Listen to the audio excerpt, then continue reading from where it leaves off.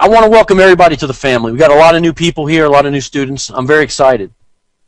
But I want to tell you a little bit about myself and a little bit about a story before we move forward. A lot of you know that Heidi and I like to go to the beach every summer. We stay out there a few months at a time.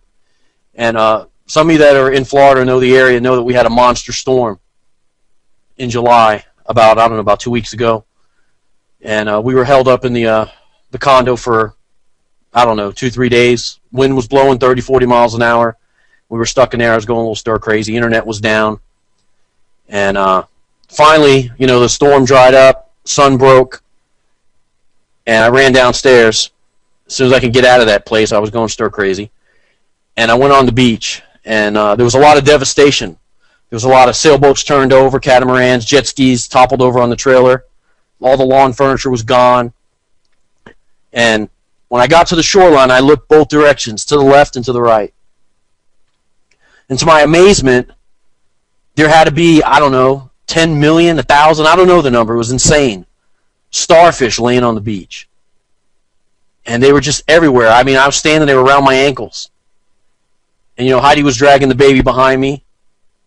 And I bent over, started picking them up, started throwing them back. I picked up one, I tossed it. Picked up another one, tried to skip it, threw it in there. Like you skip a rock. Grabbed another one, skipped them in there. I just started throwing them in as fast as I could. And Heidi came up to me. She finally caught up with Chase. She was a little out of breath, and she goes, "What are you doing? It doesn't matter. Look at this. Look at all these starfish on the beach."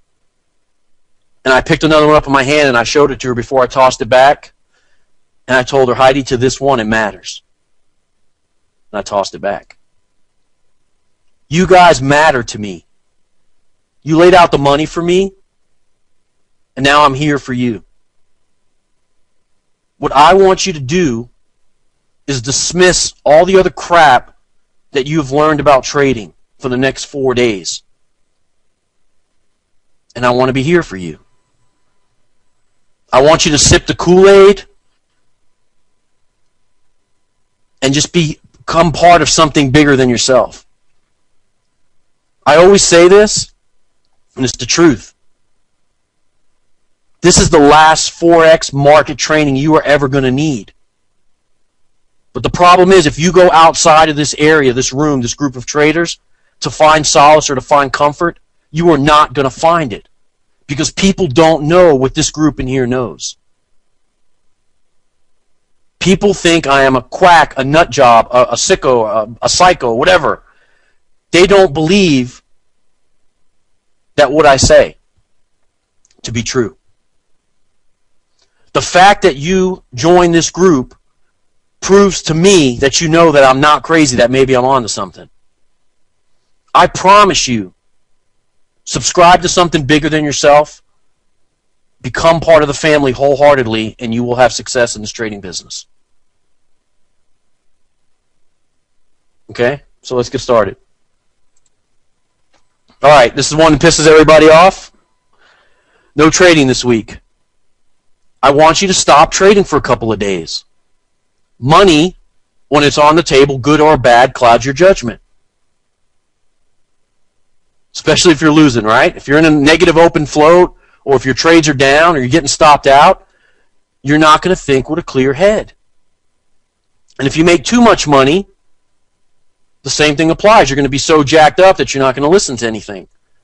Just turn the platform off for a few days. The market's going to be there when this class is over, I promise. And just hang on, absorb the knowledge with an open mind, and then be ready to trade at the end of this class going into next Monday. Okay?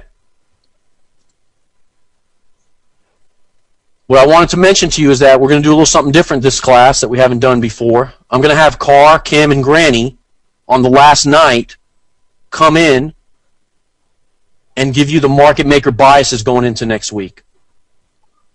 What that's going to do is after you have the information, you'll have a first-hand idea of how to apply it for next week's market.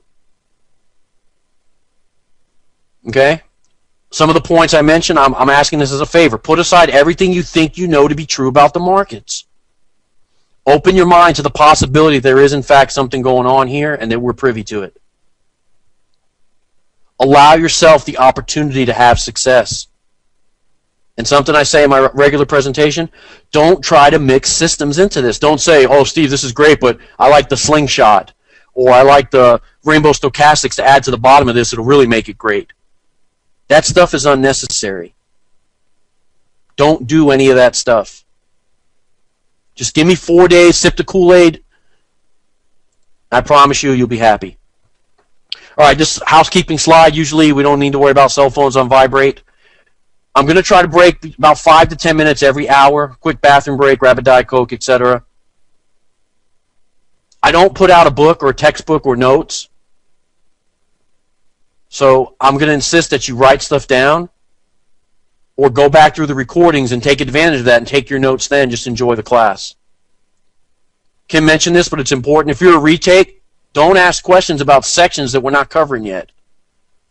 Gloria, if you're here, don't ask me about the ADR on day one. Save that for when it's supposed to be presented. If you have questions and you just can't stand it, email them to me or save them for the very end of class during the presentation, all right? Let's not try to interrupt the flow of what's going on. All right, I want you to be courteous to your other students in the forum, in the classroom, and in the live classroom. We all paid to be here.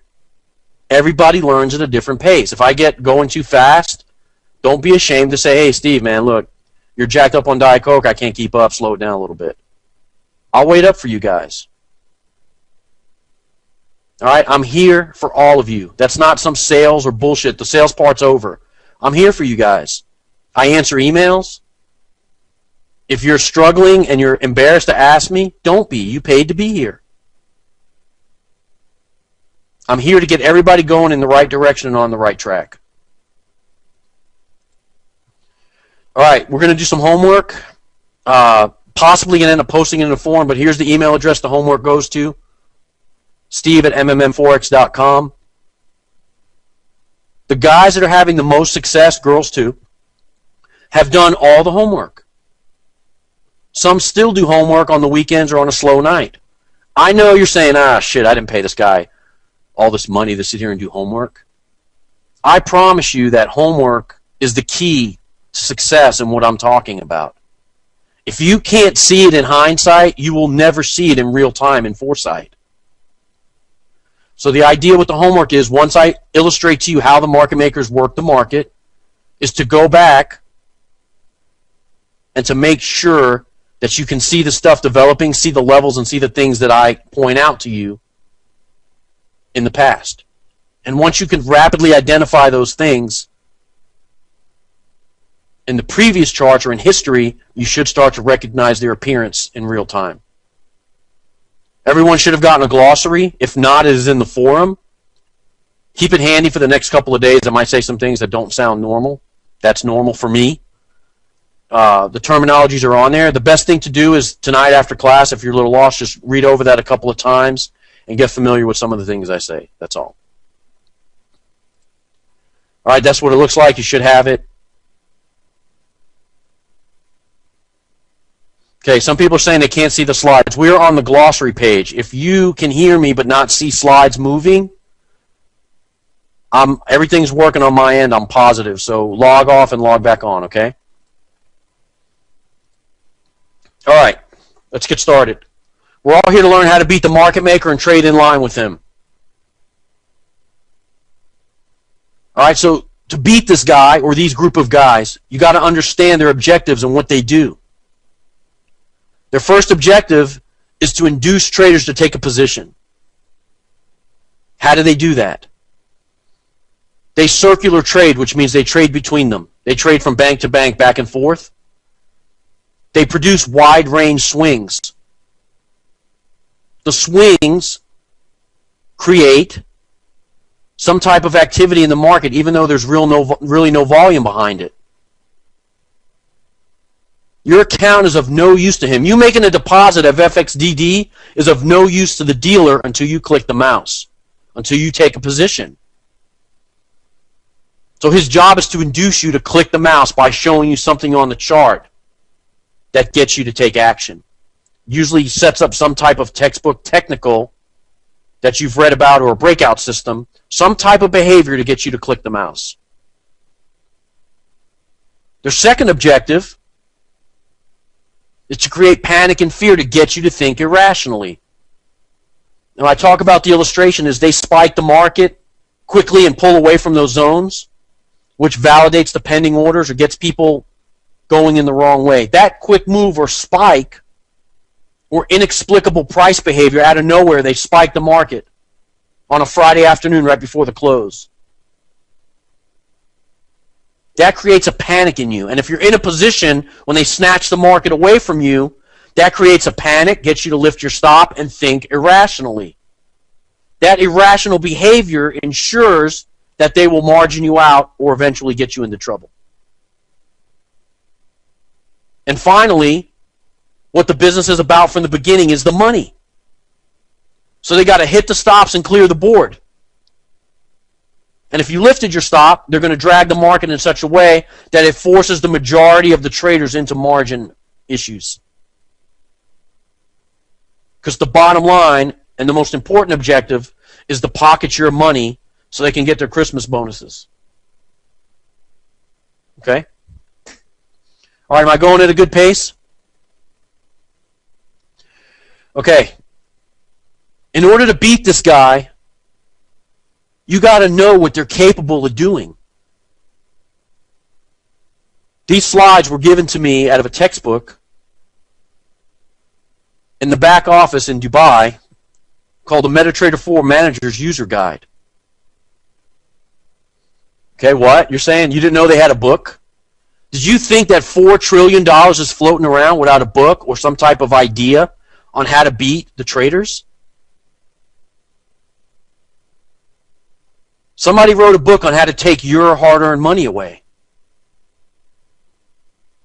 The business is not random. Okay? Market makers can issue you a requote at will.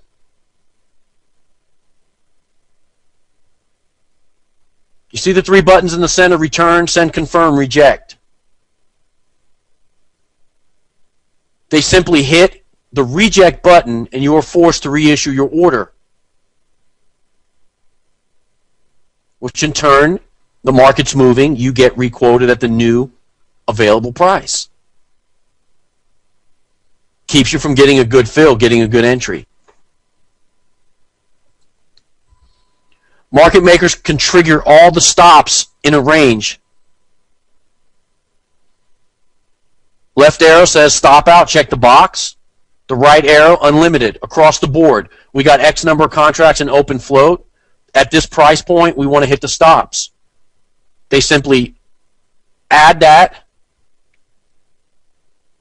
hit OK. Notice it's in different languages. They hit it. Done. They got what they need. Market makers can toy with the spreads. You know those robots that work so wonderful in demo that are garbage? This is why. In demo, you get an aggregate of about 3 feeds, 3 price feeds. The aggregate of the 3 feeds is going to be much smoother than what you're really up against on a real account. In demo, since it's not real, they could care less about manipulating the spread, widening the spread to pick up the stops. They don't care. So what happens is you spend $97, which by the way is the refund price point for ClickBank. You spend $97 and buy a robot. Anything over $97, they got to give you a refund. Anything under, they do not. You own this robot. You put it on an account in demo. It makes $10 million in 25 minutes. You're jacked. You put your hard-earned money in the account. And then guess what? They take that little slider where the arrow is and open the spread on you. You'll pick up your buy side of the order, and the sell side or the opposite closing position side will never hit. There's a lawsuit right now, I believe it's with FXCM, that states this exactly. I think Abo sent it to me. And if I remember, someone reminds me with an email, I'll post it in the forum. Since it's a private forum, I could say the name, I guess. Can I, Kim? I don't know. The dealer is being sued for having these backside plugins and using these against the traders. Now, I want to say that not all dealers use this. There are some honest dealers out there. Usually the ones that are backed up by banks, or I know Kim and Scott represent good, clean dealers. But what I'm telling you is that this kind of crap goes on. That's why the NFA is trying to regulate this business and clean it up a little bit.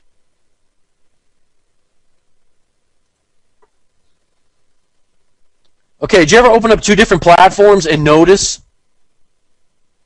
that maybe one high of the day is 23.55 and another one is 23.57? Do you understand that the dealer can hold a price point with this plugin right here? Here's how. He can set the high, low, and close on a bar based on where the orders are. So if the dealer sees stops at 23.59, or if he sees a bunch of orders at 23.60, he simply types in the high of the bar to go to 23.59. Let's say there's stops at 55. The dealer goes, man, we got stops at 55. Let's hit 59 and clean the board. Remember I told you his third objective is to hit the stops and clean the board? This is how he's capable of doing that. Okay, let's say there's pending orders at 23.50 or 23.48 on the low side. He doesn't want to activate those orders because he might end up retracing and going back down. He will make the low 23.52 and leave the pending sitting there and not absorb those orders because he doesn't want the negative drawdown. Okay? These tools give the dealer an edge. And understanding that these are out there switches the edge back in your favor. They know who's in margin trouble. Ever do something stupid and lift your stop and get yourself flashing red and black back and forth because you're on the edge of margin? He knows this. He has the whole list of who's in call-out trouble. It's on his desktop. There's a trade designed called a straightaway, which I'll discuss here this week, to finish these guys that are on the fence and call them out and take the balance of their account. It's up to you to know the call-out level of your dealer. You guys that are overseas, certain dealers have a 0% margin call. That means they could take every penny from your account. Some have a 25, some have a 50. They could even take the front side margin that you're using to hold your positions open. You need to understand this. Understand that when the traders are in trouble and these margin call levels are on the fence, the dealer will issue a straightaway trade to finish these people off. And that's where the straightaway trade comes in. And that is the only reason it comes in, is to take the money from the traders that are on the fence and flashing red in their account. Someone's asked me if I said something about FXCM. Do you work for them? Because if you do, then I won't say it again.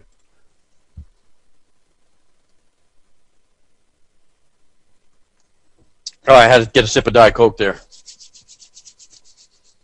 Market makers manage risk against the open positions. Look at the summary line on the bottom of the slide. Listen, it's a business. They're in business to make money.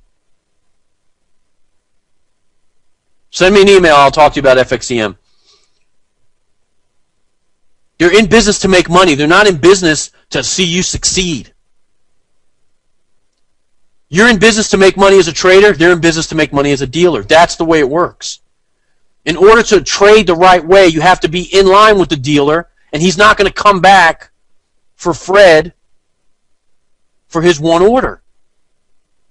They're not going to move the whole market back to get Ben. It's just not going to happen. So So trading in line with these guys gives you a major edge.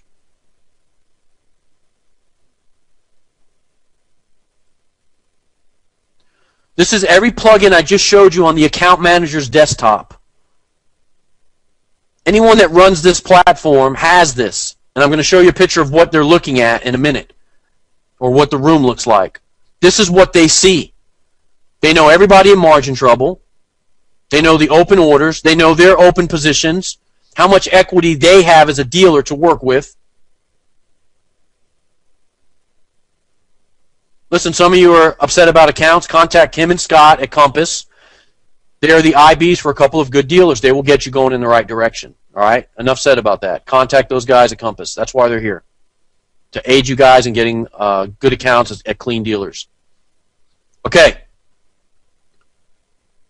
The account manager's desktop. He knows everything that's going on and the accounts that he's managing. You have to understand that this is what you are up against. Guys, ever seen this before? It's been floating around. This is one of the rooms at UBS. But UBS is not the only dealer that has a room like this. Each one of those guys is managing their risk, monitoring their equity, and looking after the customers.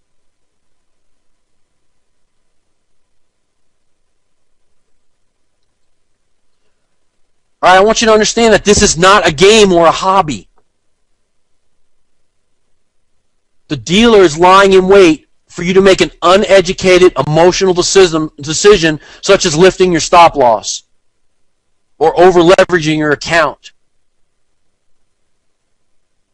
If you've been kind of half-assed trading the business and treating it like a hobby, I encourage you to take up photography. It's cheaper. But if you are serious and want to trade in line with the dealer and can master the principles I'm going to show you this week, this stuff that I just showed you about the dealers should be irrelevant to you and unimportant if you could identify his behaviors and follow what he's doing. Okay?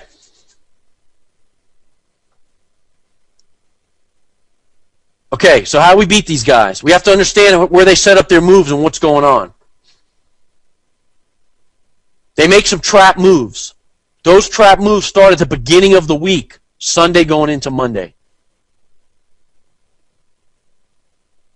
Edwin, check you might have to log in and log back out. Okay, look, a lot of people are saying I'm having problems. Can you, in fact, see how to beat the market maker slide trap moves? Just throw a couple of Y's up there. Don't go crazy.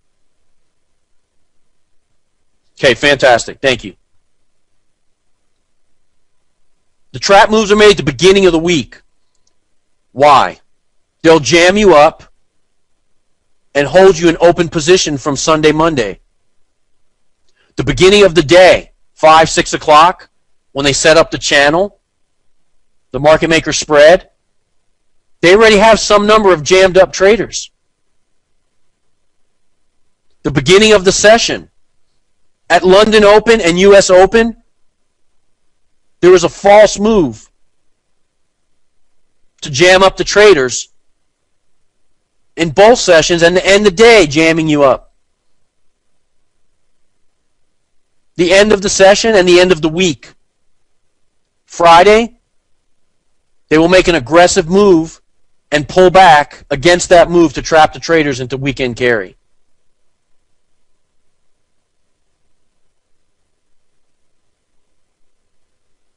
Okay, I'm trying to keep it a little slower so you can write. So think for a minute. They make the false move at the beginning of the London session.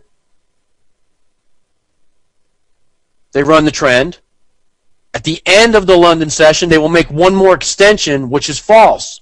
Then pull back, go into consolidation for the US, and then possibly reverse.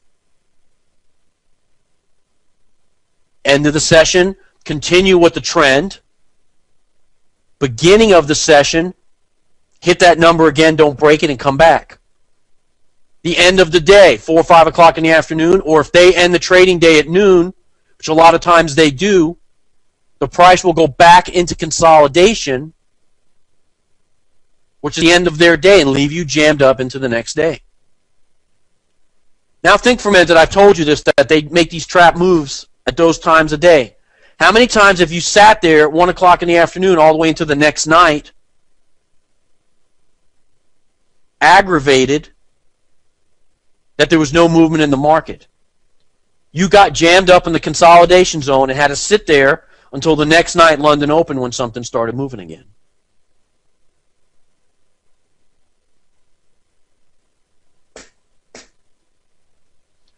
The beginning and the end of the day is defined as 5 o'clock New York.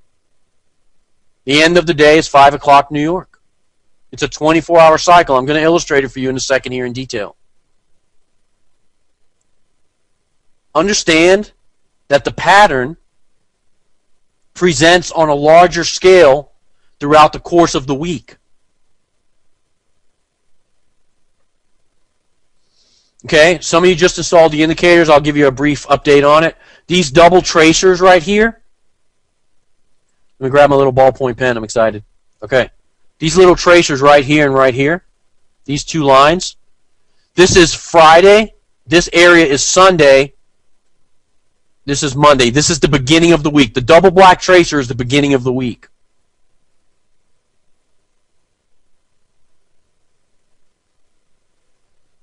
So here you have the week beginning. Market makers make the aggressive move to trap the traders long at the beginning of the week and then pull the market away from those traders. There's your week beginning trap move.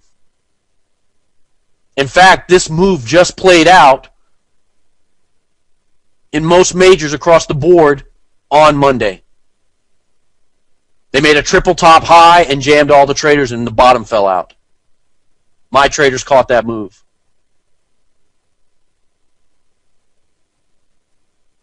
And I know what happened on the recent one is they made the high Friday. They came back, hit it again in Asia. And at the London Open stop hunt cycle, they hit it again. So you had a triple top high lined up with the London Open. Yes, look at the majors. Sunday, Monday. Okay. Beginning of the session. Right? I said beginning of the week. Sunday, Monday, they'll make a jam move. Trap the traders long for the week. The beginning of the session. Stop hunt in both directions, which triggers the pending orders. Right? Breakout traders, bracket this. Nice, right there, grab the pendings. They pull back, stops out those breakout traders. They hit them again. They come back, don't allow them to see a profit. Shift the zone off of those traders. Game over. You got whipsawed long and short in one session. And if you don't have the guts to come back the third time, and a lot of people do not, you're jammed and you miss the trade. Okay? So now you know when you're looking for the false moves. End of the week. Here's Friday. Right? Here's my double weekend tracer. Friday, Sunday, Monday. Okay? Here's Friday. Before they end the day, they spike the low, pull back, end the week in consolidation chop. The lower level shorts are jammed for the weekend and got to pay rollover. Right? To add to the beginning of the week, they open with a gap. They didn't used to gap a lot in Forex. A couple of years ago when people got their butts kicked in equities, they started flocking over here in droves to the Forex market because of the leverage, and the ease to trade. You don't have to memorize 150,000 stocks. There's a handful of pairs that you can work with. The Forex market started sounding very appealing to people that lost their pensions. Now, because there's more volume, these guys added a gap to their arsenal against you. So what I'm telling you is, in not so many words, or in too many words, don't carry your trades over from Friday into Sunday, Monday. Not necessary. If I told you they're going to jam you on Friday and leave you trapped, and you caught this M in the U.S. session and you shorted here, and you see the hammer to the low and it pulls back, take your money off and call it a good week.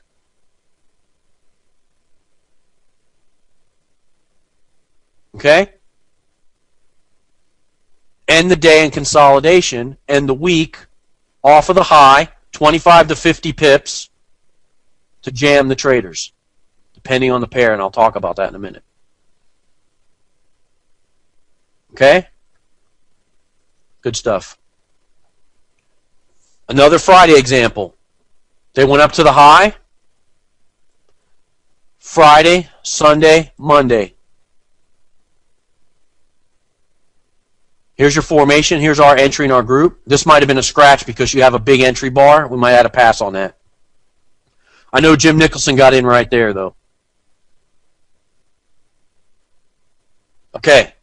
If this bar is too big, this is a pass. This is a no entry. Okay, now, here's the gap I talked about. This looks like buy the dips in an uptrend, right? So people got jammed up all in here. Friday, they closed, they stuck them because people thought the market would rally at the end of the day, right? Whatever the philosophy is. They gapped down, hit the stops that were all in this range right here.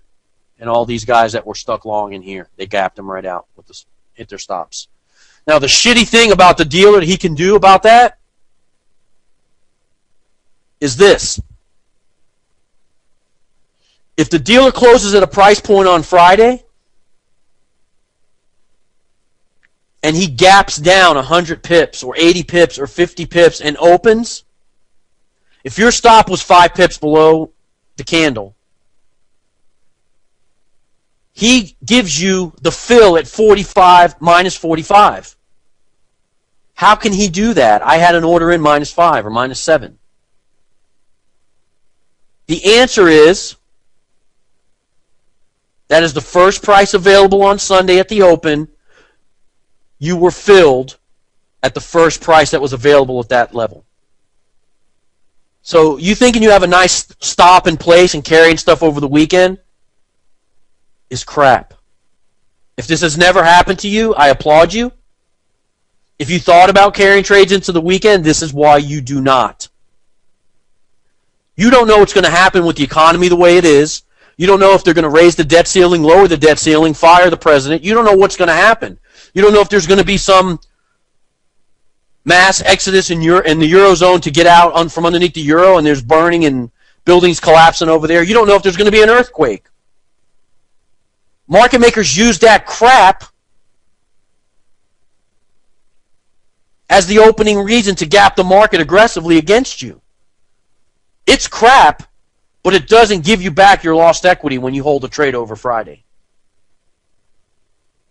I've seen gaps come all the way back to the low. I've seen sick stuff with the gaps. So what I'm telling you is, in not so many words, is don't carry trades from Friday. Take what's given to you and get out.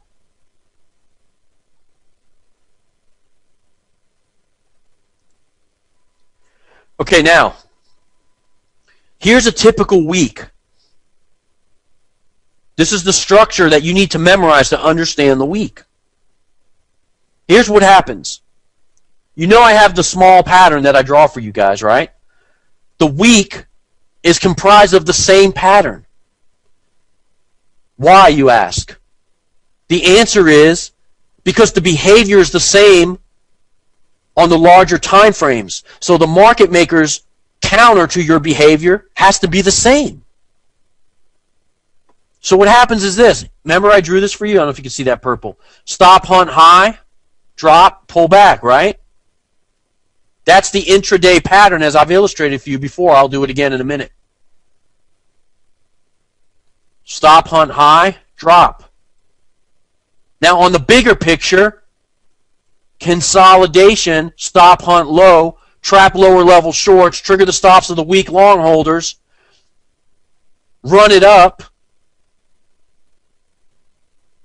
a big fat M, which is a multi-session setup. By the way, the most powerful setup is the multi-session M and W. What is that? I'm going to show you pictures later, but here's one for you right now. The definition of a multi-session M or W is simple. Market makers hit a level, They repeat the level in another session or another day. This example here is Wednesday. Market makers made the high of the week, the HOW, the how, right? They came back near the HOW, but failed to break it because they had trapped volume or pendings at that area that if they come back and repeat the level, the traders are released. Okay? What the hell are you talking about? They release the traders. How many times have you been in a trade and said, if it gets back to break even, I'm getting out? If it gets back to -5, I'll take my lumps and get on with my life. How many times have you said, if it comes near where I got in, I'll just take what I can get and be happy I didn't blow my account? If you said those things to yourself, you're not alone. This typical M&W behavior is based on that mentality or psychology. The traders that think like that because they don't understand the market put their pending orders in around here to get out at break even. They'll put their take profit at +1, 0, -2 just to get their money back and be out. When market makers come near the level,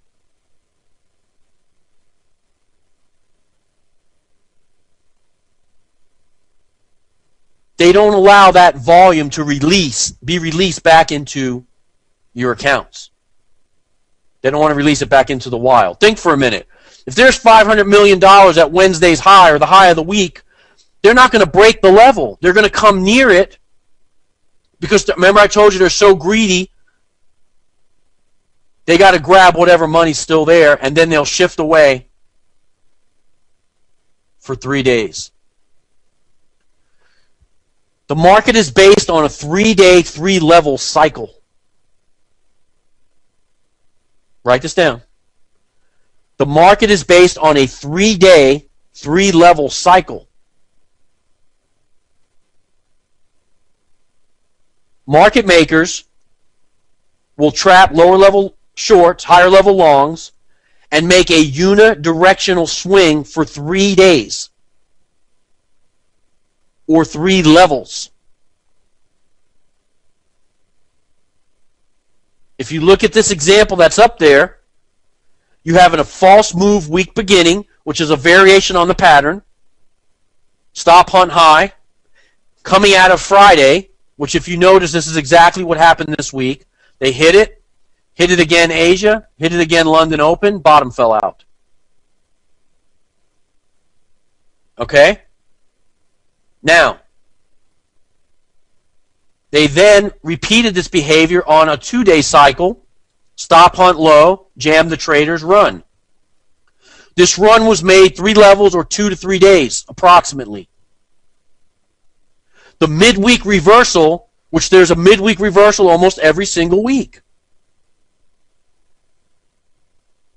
You can have multiple levels in one day. Yes, that would make it a 2-day cycle. Now, Wednesday, they put in the midweek reversal like clockwork right here. They trap for the high of the week. They repeat the level but fail to break it. The spread opens up to pick up any pending orders on the other side of Wednesday's high or the high of the week. If you notice something, the highs of the week will coordinate with the stop hunt triggers at the beginning of the sessions. Think. This is a stop hunt high trap for London. They repeat the same stop hunt in the U.S. session. 2 sessions formed out in the middle of the week at Wednesday after 2.5 days of rise at 3 levels looks like a midweek reversal to me. You then get a unidirectional swing. Unidirectional meaning one direction. A unidirectional swing for 3 days. My friend David Gian and Bruce from New York would have caught this as a swing trade and maximized their gains looking to exit this trade Friday U.S. session. Why? Friday's the last session of the day. We know the low would probably come in between 9 and 10 or 9 and 11 in the morning. At the session changeover, the reversal comes. So we look for the low of the day, London, to look for our exit. We get the spike, a repeat of the level, and into consolidation to end the week. If you are a swing trader, that is your exit. Level 1, level 2, level 3. 3 levels of drop, spike the low, end the consolidation. Lights out, a couple hundred pips in your pocket. The pattern that I'm going to draw for you and illustrate for you is observed intraday, intra-session, and intra-week. It also plays out on the dailies and the 4-hour chart. But for our purposes here, we're looking for intraday swings and spot trades only. This information will help you in your larger term charts and any other market. That stuff can be traded.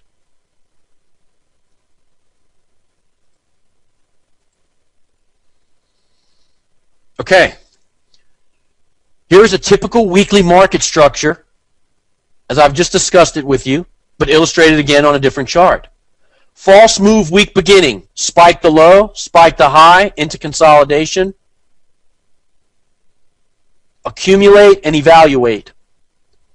Market makers accumulate and evaluate. I hit the high, hit the low, picked up some pennies. What do I got? I spiked high again. What do I got? I spiked low. What do I got? Accumulate and evaluate. Steve, what are they evaluating? How good of a trader I am? No. They're evaluating the contracts and the money. How it's straddled over their spread. That's all it's about. The business is about the money. Now, you have a false move, spike the low. The V3 is vector 3 candles. I'll talk about that in a minute. There's the big fat W formation. Spike the low, pull back, hit it again, jam up the traders, validate the short sellers. Averages are open. This is a down cycle in any other textbook except mine. Straight rise into consolidation. Stop hunt low, rise. Next night, stop hunt low, rise. Next night, grab some pendings, stop hunt low, rise. Rise big. 33 trade, another trade we're going to talk about. A 33 trade is a setup. I'll lay the rules out for you. On day 3 of the 3rd level, you have an intraday 3-level rise. That trade will absolutely lead to a reversal. Think about from the market maker perspective for a minute. Every time a retail trader buys, a market maker must in fact sell to him to provide the liquidity. They are not pairing you up, Lou, in New York, with Abo in New Jersey. They're not doing that. They are managing their risk by offsetting that by taking some buys and some sells to manage their risk. But they are not going, oh, let's see, Lou wants to go long. Let me find Pete in Southern California. Looks like he's a seller. Let's match those two guys up and let them hold hands and go against each other. That's not what's going on here. That is a marketing ploy, and it is pure bullshit. Excuse my French. The dealer, the reason you get filled so quickly, the dealer takes the other side of the trade. He has some shorts and some buys. That's just the way it is. The short sellers offset his open long equity. The long holders offset his short equity. It balances. Thanks, Russ. Forgot what language it was. Okay, so now, keep in mind the 3-day cycle. day 1, day 2, day 3. You have 3 levels of intraday rise after the stop hunt. The reversal is imminent. I just was talking about market maker's equity. He's not unlimited. Here's what he does. You're a retail trader. You buy. I sell to you. Day 2. You buy again. I sell to you again. Day 3. You buy. I sell to you again. I look at my books. I'm like, I'm getting a little low on equity. I need to get some back. You're net long as a trader or as a collective group of traders. Market makers are net short. How do you get paid on net short? Correct the market to get your money back. On aggregate, at level 3, market makers go the heaviest. On the retracement, market makers are rewarded and pocket their money. And the cycle repeats. Okay, so now look at the week. False move, week beginning, trap to traders. Evaluate. What do we got? You know what? The averages are showing down. We got some traders trapped long. We're net long right now. Let's make the false move, induce everybody to go short. What is perceived in the marketplace from retail traders as momentum is actually, and has always been, the move by the dealer to trigger the stops.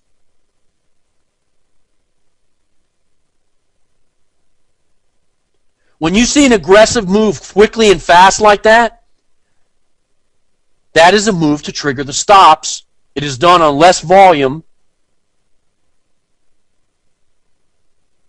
and it gets the traders. Look at this from a technical standpoint. Cover that. This is what you have in front of you. You have an aggressive vector 3 or 3 candle aggressive move down, momentum. Breakout traders might have been rewarded on this deal because it's a 100 pip drop. The averages are open and crossed down. That's a technical short. Everybody fell for this. Market makers applied the brakes. Lower level short holders snatched it away, went into consolidation in here. That consolidation at the lower level builds short contracts from the amateurs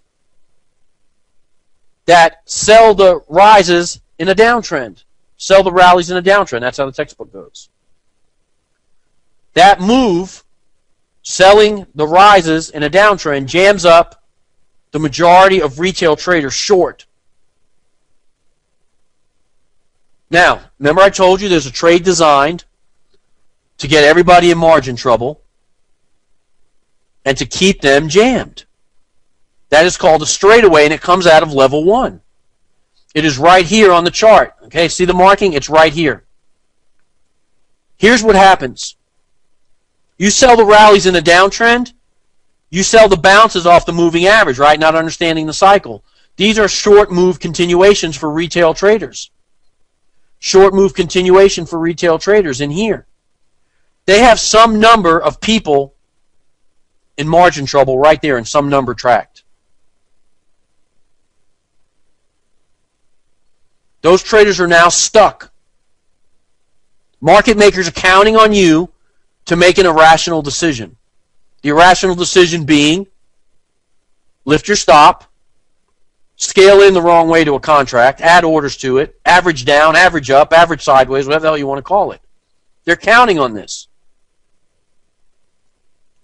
They then, at the beginning of the Asian session, shift the zone away from those traders quickly. See it? 4 straight rise green bar. They then go back into consolidation to accumulate more short selling. They push down, but they don't go past all these levels. They don't go past the levels because it releases the short traders that want to get out with +1, +5, +10 and get their money back that have been down all night. What's anticipated at a level 1 after an aggressive W formation is a straight rise. This is the day that most of the breakout traders will get rewarded This example, they threw a small stop onto the low and stopped out the short pendings. But the long pending side was rewarded.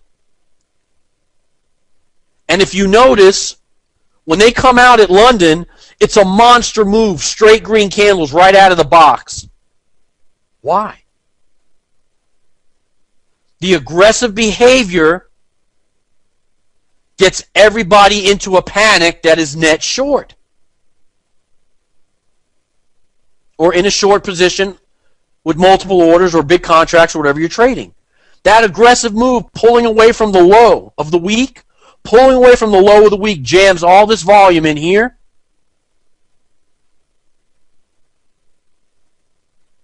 And jams them up. Some people are asking what DNC is. It's a new term. It's just simply what I say, and I wanted to remind myself of that. Thank you, Whitney. Do not counter trend trade coming out of level 1. Do not counter. Countering coming out of level 1 will jam you up, because we expect straight rise, because market makers got to get those contracts and hit the triggers of the people that are stuck. Don't counter. That's the place I don't want you to counter. Anywhere else, it's okay. When I say counter trend, I mean counter trend, market maker trend. Okay? Next night, we expect this. Stop, hunt, low, rise. The next night, we expect this. Stop, hunt, low, rise. They tricked you out with a little false move, but you got your stop, hunt, low, pins to the mayonnaise, rise.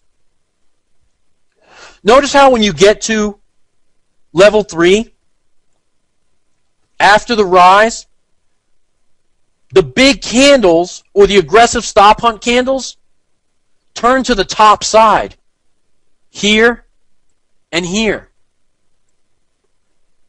They are now trapping long holders.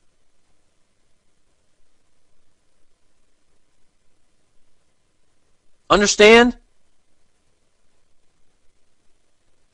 They are trapping traders long now. You guys just hang in there. Just write down mayonnaise. We'll talk about it. As a trader, had a Diet Coke, sip of Diet Coke.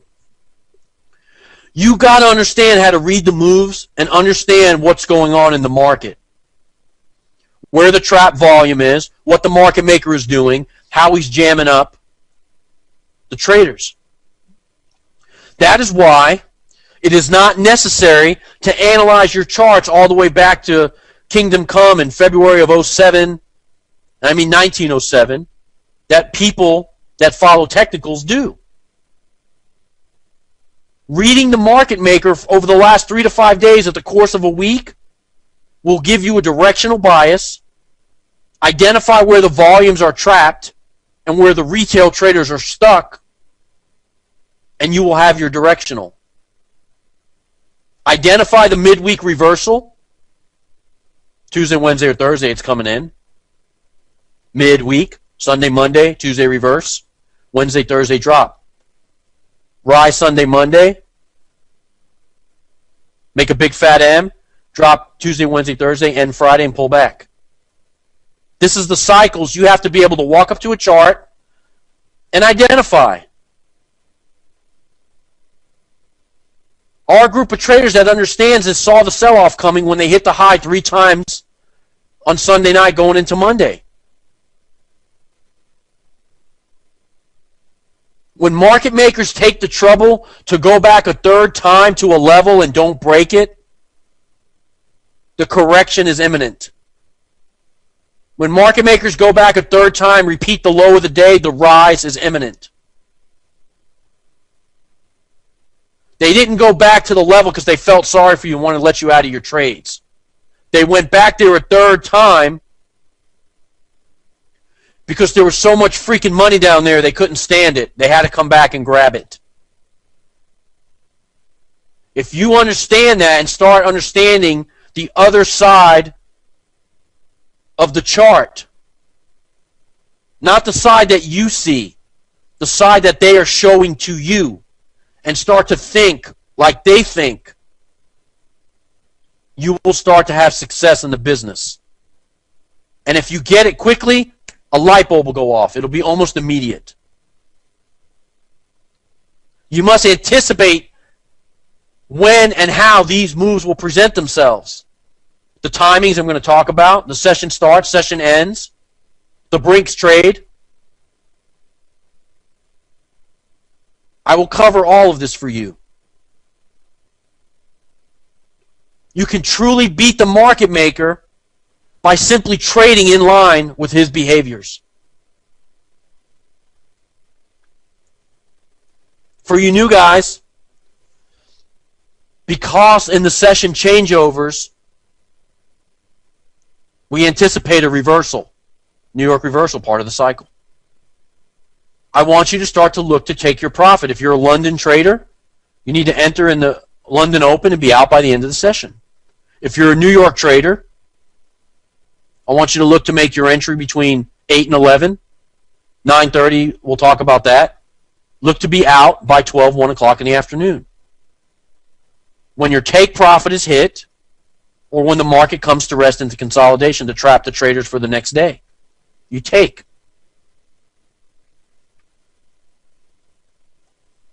If a trade does not see substantial profit in 2 hours,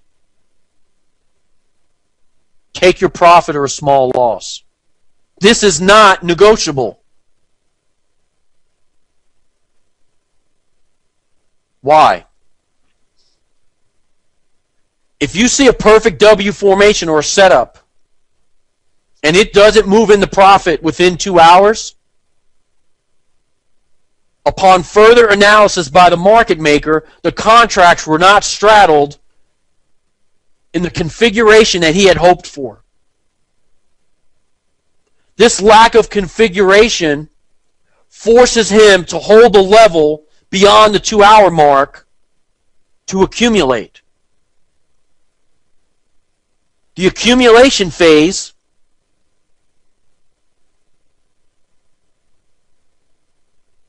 on an extended period of time could lead to another stop hunt against the original position you thought you had. Correct.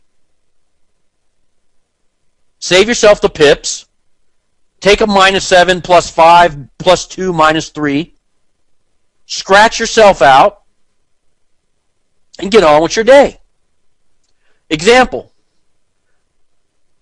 Level 1 consolidation. Okay, we had a three hit to the high in the GBP crosses. They went high one more time at the London Open to validate the long holders, to make them feel good about themselves, warm and fuzzy. The bottom fell out. Today, they showed what appeared to be a W going into the red box. There's no chart up here. I'm talking. Take notes. Market makers extended the consolidation zone and did not rise much off of the low today. They then hit it again. Why? 3 levels wasn't seen.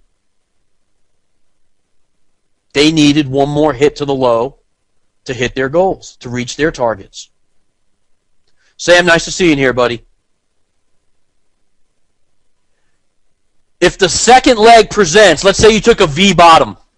Let's say you took stop hunt low, 3 candles to the low, and it pulled back, and you took that trade. If you're in that trade and you're counting 2 hours, and say an hour and 45 in, it paints a second leg,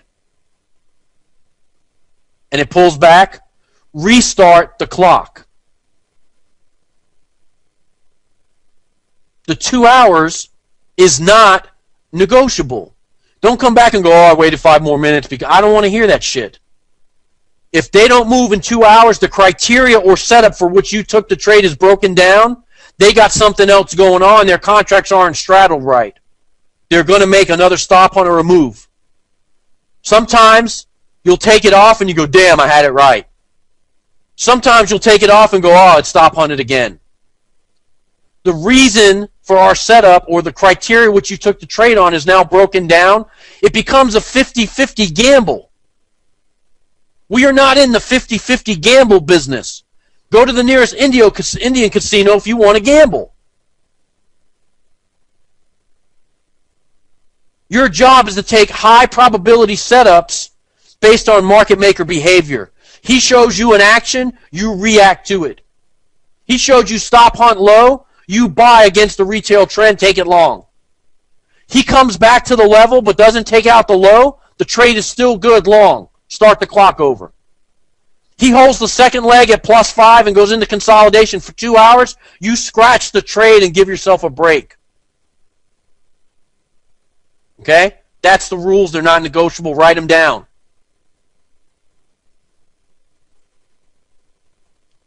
There are 3 market makers strategically positioned around the world. One for each time zone. Some have 5 desks. Some have 3 desks. But for the most part, they work about 6 to 8 hours a day. Here's the difference. You're one guy. You put your trade on. You lift your stop. You sit there like a moron and nurse it for 3, 4, 5 days. These guys go about their business. They're unaware of the suffering that you're putting yourself through. They're unaware of the fact that you've been drinking Red Bull, punching your wife every day because you're in the wrong trade, and sitting there like an idiot waiting for it to come back. If you get jammed up at the midweek reversal, you can forget it for 3 to 5 days. If you get jammed up at the midweek beginning or at the false move week beginning on Sunday, Monday, you can forget it till Wednesday or Thursday. They don't come back to the levels to release the traders because that's how they make their money. So if you sell into the stop hunt down, you got 2 to 3 days of rise before you're going to even see a chance of getting out. If you buy at the high of the week, Wednesday, when they make the first leg of the M, and you buy long at the top at the worst possible place, which people do, by the way, there's a whole system based on that by a guy named, I don't need to say it. He takes the breaks of the highs and the lows. I promise you it's not a profitable system. You don't need to waste your time. If you buy at the worst possible point on the chart, unidirectional swing dragging you to Friday into the weekend, sorry about your luck. Buy some Red Bull because you ain't getting out. Our job in this group, in this room of traders, is to identify those extreme points on the chart, take them in the right direction against the herd, and convert a spot to a 3-day swing, or maximize your gains by following the market maker bias. That's it. That's the job. I know it sounds too simple, but when you can understand what they're doing on the chart, it really is. So keep in mind, when you become exhausted, all they do is come in, change shifts, talk to each other. They get started with a fresh set of objectives and targets, and you're sitting there like a nutcase, hoping you don't burn your account down. That's why you've been struggling in this business. I showed you an army of traders against you in a room that unless you understand them, you really have no chance. This week, I will change that for all of us. All right, this is just an example to show you the desks. If you look right here, they got 1, 2, 3, 4, 5 desks. They got some pretty good coverage, man. They're up Chicago, New York, London, Hong Kong, San Francisco. How are you, one human being, going to trade against 5 desks that are all fresh, feeling great, come in their suit, drive to work in their Bentley convertible, and you're exhausted sitting there nursing a trade, trying to get what you had back? It's very tough if you don't understand. All right, same thing. Here's their coverage. 3 desks. See them? 1 for each time zone. 1 for each session. Okay. An extended rise by the market maker of 3 levels. The levels are not going to be stair-step, but when they are, it's game over.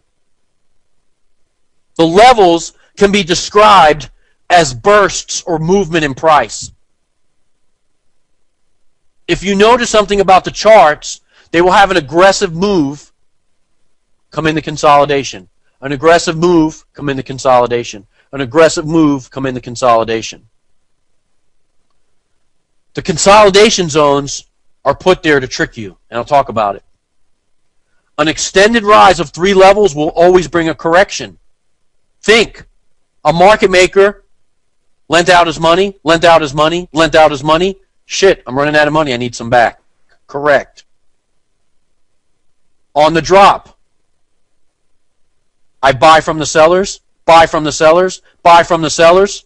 Man, I'm running out of money, I need some back. Let's get a quick rise out of here. Get my orders back. On the counter trend trades, the 50 EMA should be used as your take profit. The 200 EMA, which lags and will be about the middle of the range, will offer the second take profit. The middle of the range is known as the 50% fib. All you have to do is subtract the high from the low and divide by 2. Take the high number minus the low. The high of the day, whatever that price is, minus the low of the day, gives you 100 pips to make it easy. 100 pips divided by 2 is 50. If the price is moving down, add 50 pips to the LOD, low of the day. That's your fib retracement. Okay? Okay. I'm going to talk about the cycle that I talked about in my presentation, but I'm going to be much more detailed, and we're going to go over that after the break. Let me finish this slide. Actually, I'll break here. It's a good place to break. All right, I'm back. Hope you guys are doing okay. Is 7 minutes long enough? What we're going to do is, I never really went over the agenda tonight. We'll do 7-minute bathroom breaks every hour, and then we'll do about a half-hour break around 8:30, something like that. No, it's already 7:20, so maybe 8:30. Enough for you to grab a little something to eat, and then we'll finish out the night, and we'll have one more 7-minute break, and we'll go through. Okay? That's pretty much how I lay it out. That's the same way we lay it out for the live venue also. Okay. Hey, Mike, how you doing? Asubio, nice to see you. All you guys, nice to have you here. Okay. I left off talking about the pattern. I'm going to draw for you just like I do in the presentation, but I'm going to be much more detailed, and I'm going to cover the market timings, which are very important. Take notes. The first 2 days, and now especially, I'm going to lay out the structure and the behavior that these guys do. Then the last 2 days, we're going to break it down and help you to identify it on the chart. So what I'm saying is the first 2 days are vital. The chart stuff, if you've been trading, is going to be easy for you. The trick is to dump your old baggage and open your mind to the next couple of days of material and allow it to settle in and sink in and become part of how you think or how you know the market works out. Okay? All right, so look, I talked about the daily setup. There's the accumulation phase. They set the initial high and low, the IHOD and the ILOD, the initial high of the day, initial low of the day. Okay, write these terminologies down. The stop hunt, we call SH, abbreviated, is the false move against their real intentions. That is the move that for years, people that didn't know me and know me now thought was momentum as breakout trading. When they saw the spike, the aggressive move, they thought that was the breakout or thought that was momentum in the marketplace.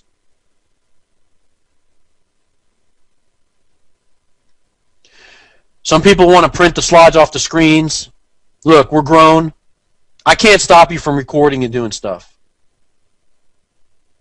I don't issue a textbook because I don't want this stuff floating around in the form of a book. If you do something like that, first of all, I don't want to hear about it, and second of all, please respect the student agreement and my wishes. Don't let this stuff show up on the internet. Okay? All right. Yeah, I'm sorry, man. I was supposed to make it full screen, go back in the slideshow mode. I don't know what I was thinking. Thank you for reminding me. Okay. All right, so the stop hunt is the false move against the real intentions, what everyone perceived in regular technical land or regular technicals as momentum in the market, but it is in fact a trap move to get the traders to validate the wrong way. The real move in the Forex business is slow. Slow and steady rise, slow and steady drop. If you've ever been in the right move with the wrong position, it just seems like it goes on forever and ever and drops, and you start drawing, I don't know, people tell me, I draw a fib and I hope it holds, it goes through it. I draw a support line, it doesn't hold. I draw a trend line, it doesn't hold. It's a slow and steady, relentless move because market makers are all in. It's on all their volume. They're aggregated all in. And that slow and steady rise or slow and steady drop is them booking a profit.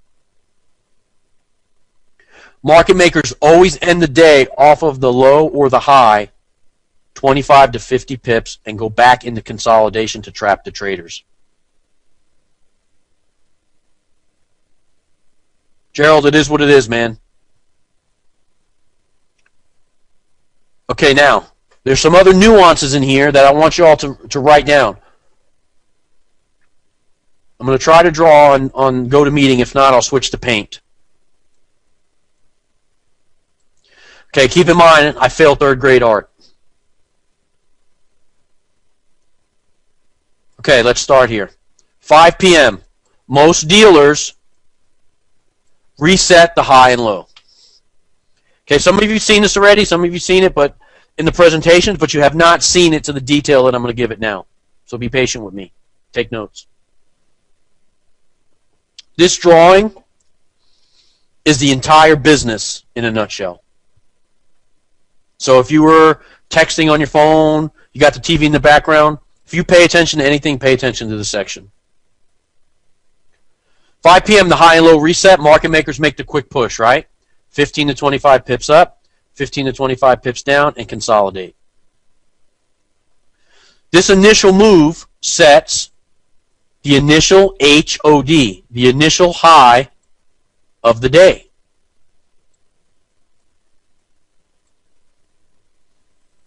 All times are 5 p.m. New York time. All times are Eastern Standard New York, okay? NYC time. Sorry about that, okay? This move also sets the initial low of the day. You Craig Harris guys call this the Tokyo channel. It's simply the market maker spread. Okay? They trade in between this range, accumulating contracts. Anytime you see sideways movement in the market, it's not congestion. I've heard it called so many different things. It's funny. You don't have a chest cold when you're trading. It's not congestion. It's not a traffic jam.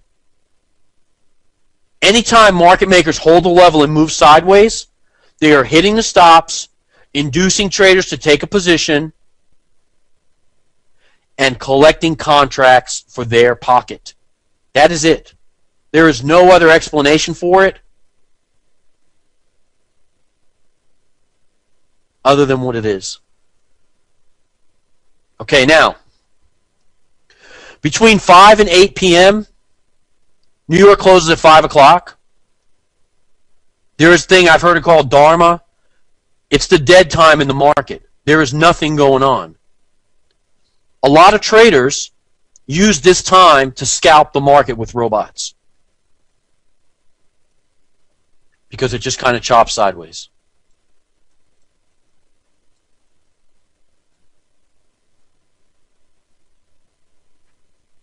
Let me illustrate this, then we'll talk about questions. From 5 to 8, there's absolutely nothing going on in the market. All exchanges are closed.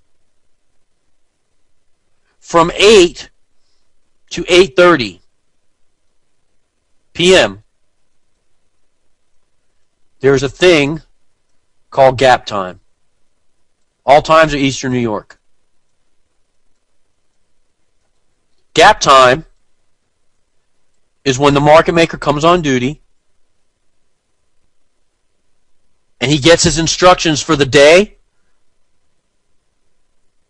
from the powers that be of what he's supposed to do.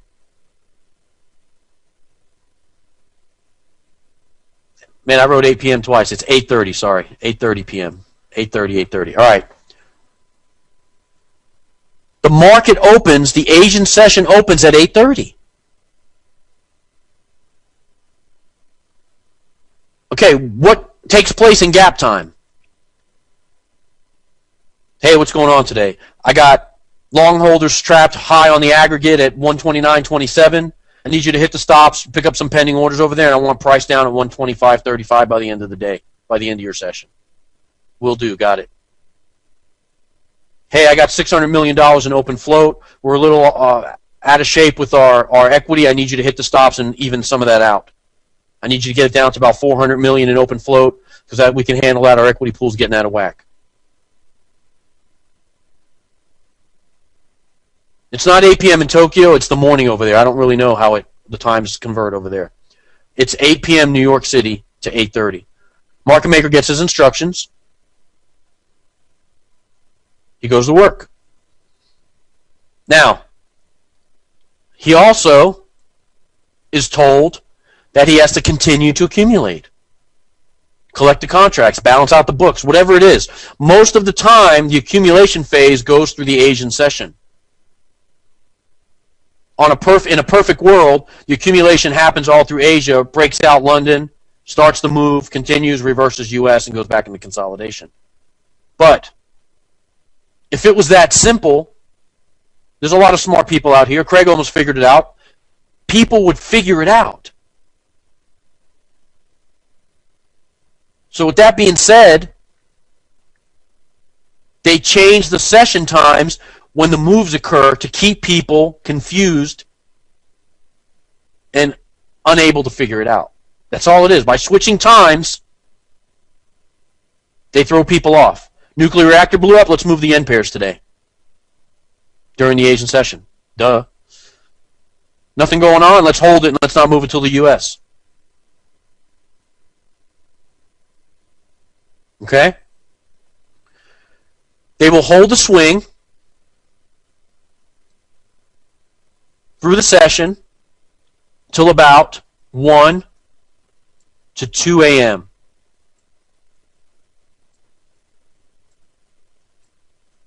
Okay? Now here's what happens.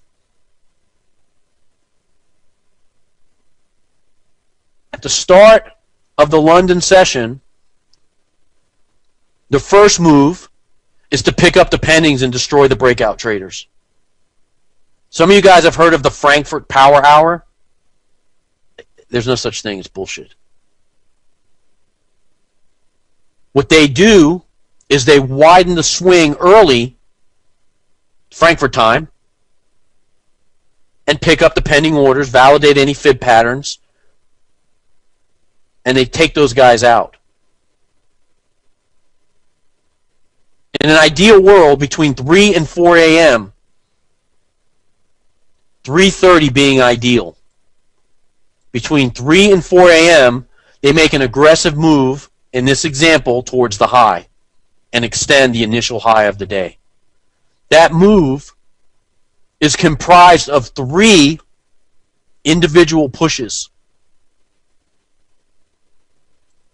1, 2, 3. Remember I told you about the number 3 in the presentation? 3 is a psychological barrier for human behavior. You've been saying it all your life. Things come in 3. 3 strikes, you're out. If someone dies, they go, oh, one more. Right, it comes in 3s. You've heard that crap all your life. We're programmed as people psychologically to procrastinate and to hesitate. The 3 pushes ensures the market maker that you will in fact chase that trade. The 3 makes you do things based on your human psychology, fear and greed and things that drive the market, ensures that you will take the wrong position. It's dirty, but that's why they do it, because it works. Here's what happens. You're standing there, and you see the thing push right out. It pulls back. You go, maybe it's going long today. They hit it again. Bam. They extend the high again. You go, damn, look at Euro. It's going up today. I'm missing it. They hit it a third time. The third time makes you realize that you're missing the trade and you want to get on, and you buy at the worst possible point in this scenario. You place your orders in here. Okay? This action goes on around 2:30, 2:45, 3 o'clock. When they get those orders hot, validated, and piled on, they quickly pull off 20 to 25 pips. And I'll go over this again. But just, this is a very important part of the business. Pay attention. They'll pull back quickly. They repeat the level but fail to break it. They fail to take out the high of the day. They might throw a wick above it. That's acceptable. The wick grabs the orders. They will then pull away and go into consolidation. They shift the zone away from all this work in here.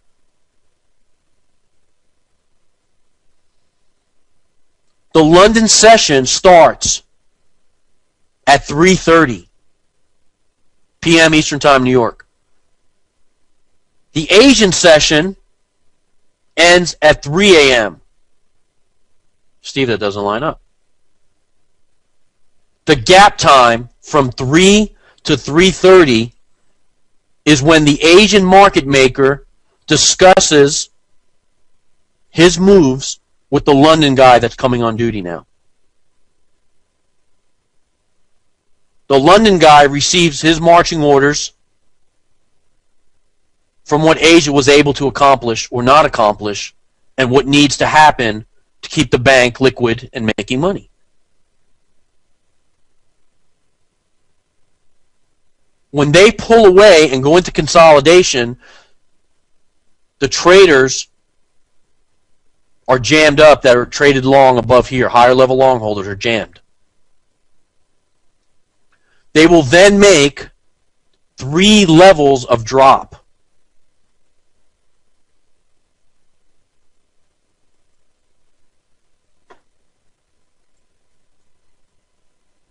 Okay? Ask me to repeat the 3 a.m. time, no problem. The changeover, the Asian session ends at 3 a.m. The London session begins at 3:30 a.m. New York time, Eastern Daylight Time, whatever the hell we're on right now. Okay? The gap time is from 3 to 3:30. From 3 to 3:30, you might see a stop trigger. You might see them put in the second leg. Or start making the second leg. There's a trade that we call the Brinks trade, and I'll illustrate the rules for you, but I want you to understand. The Brinks trade is when the second leg of the M or W is formed on the 345 candle. Okay, write it down. The Brinks trade is when the second leg, M or W, could be a V bottom too, but for now let's just go M or W, is formed on the 345 candle. What the hell are you talking about, Steve? False move, end of session. Price rises as we go into the end of the session in Asia. It makes a false move, session beginning, issues a spike to the high, and will close on a hammer at 3:45. False move session beginning. The reason that we call this a Brinks trade is because we're so certain it will pay out, you can back up the Brinks truck on it. There are 2 Brinks trades a day. I will illustrate them for you here. All pairs, any pair. If you get second leg M or W issues a hammer at 3:45, lights out. Back up the Brinks truck. You will get paid. The 3 levels of drop will form during the night of about 6 to 8 hours. Look, I don't know your time zone converted on timezones.com, man. I don't know. New York time, if you're in California, -3. If you're in Hawaii, -5. Figure it out.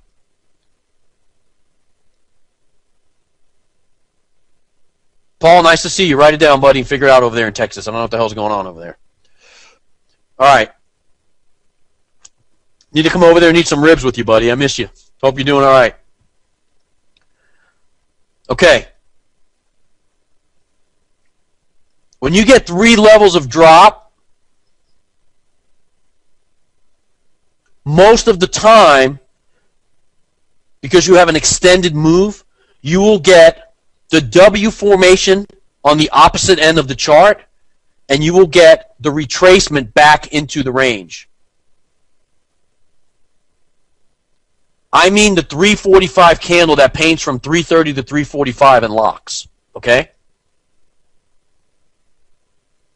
So now, the Brinks trade comes in, second leg M or W, when the candle paints from 330 to 345 and is a hammer spike. I'm going to talk about the rules and more stuff. We'll go over it. Just want you to see it right now. Now, let's talk about ADR. If you have an ADR on a pair, which is average daily range, average daily movement, sorry about my drawing. Okay, now, a pair moves 100 pips, right? I just told you there's 3 levels of drop or rise. In this example, there's 3 levels of drop. What's 100 divided by 3 levels? To make it easy, let's say 33. I know it's 33.333, whatever. It's 33. Each level will contain approximately 33 pips. Right? Understand? Each level contains about 33 pips. So you have a burst or move of 33 pips in each level before a retracement or consolidation is seen.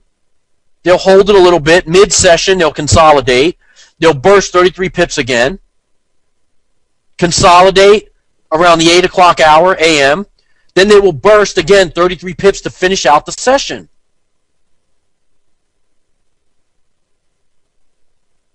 Understand? So if a pair is 150 ADR, like the pound, or 200, take 150 divided by 3, you're going to get 50 pip bursts of price movement.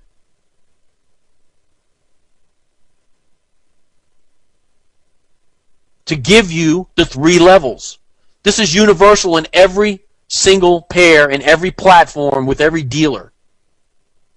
And I always trade on the 15-minute chart. Just don't worry about charts right now. Just get this illustration down. Pay attention to this. This is the whole business right here. Don't worry about it, Mac. We'll get to it, buddy. Hang in there.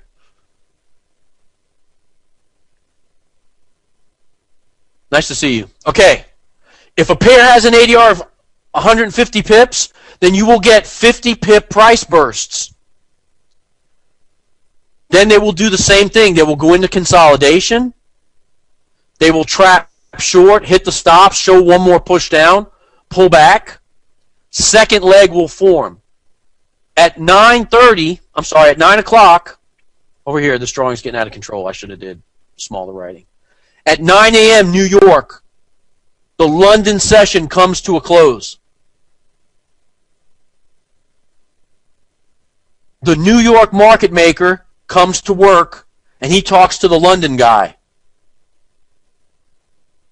Gap time, 9 to 9:30. At 9:30,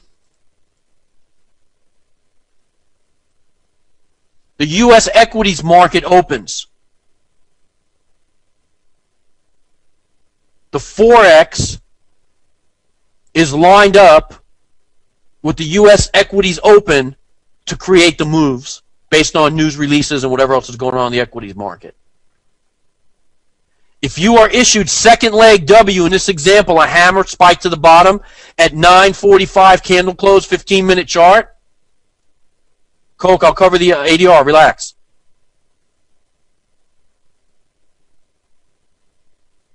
If a 9:45 a hammer is issued, Brinks trade number 2.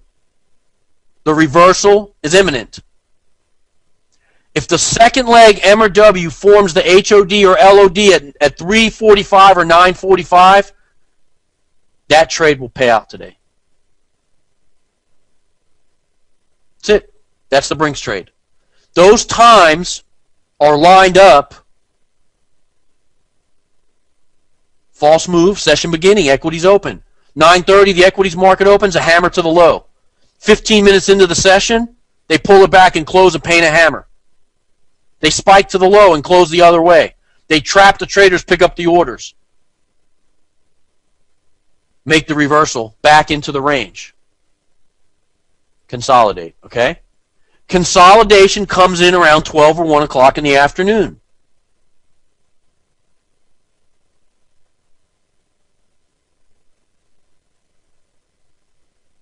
This happens in all pairs on a regular basis when you're hunting for the M and W. We have shadow boxes on the charts. We'll talk about it. Okay. Boy, I made a mess, didn't I? Let's see if I can get another clean one here.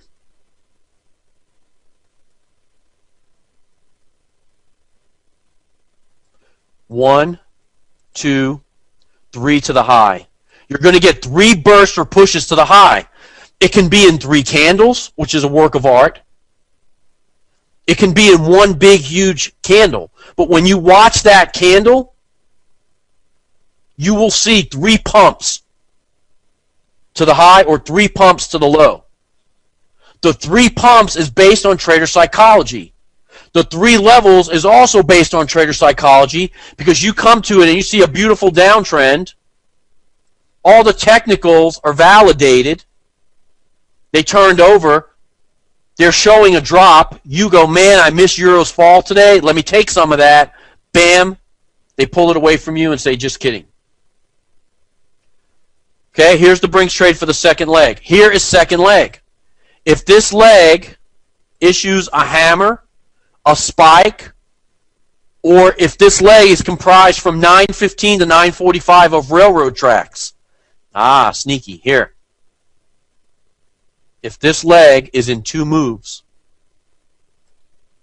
green going up, red coming down, and this will be from 3:15 to 3:45. It's a half-hour move. If that comes in at the session changeover, think about the second or third slide in. False move, trap move, end of the session, beginning of the next session. They jam you up at the changeover. 9:30, the same thing applies down here. 9:15 to 9:30, they issue railroad tracks. That goes on to 9:45 rather. Okay? If they issue 1 bar at 9:45 and it comes in as a spike to the low or a hammer, and this forms the LOD, the low of the day, or this behavior forms the high of the day, that is a Brinks trade. We're going to go over it again, don't worry. Just want you to see it and get the concept. The 3 levels that are in the chart prey upon you to chase the wrong directional move.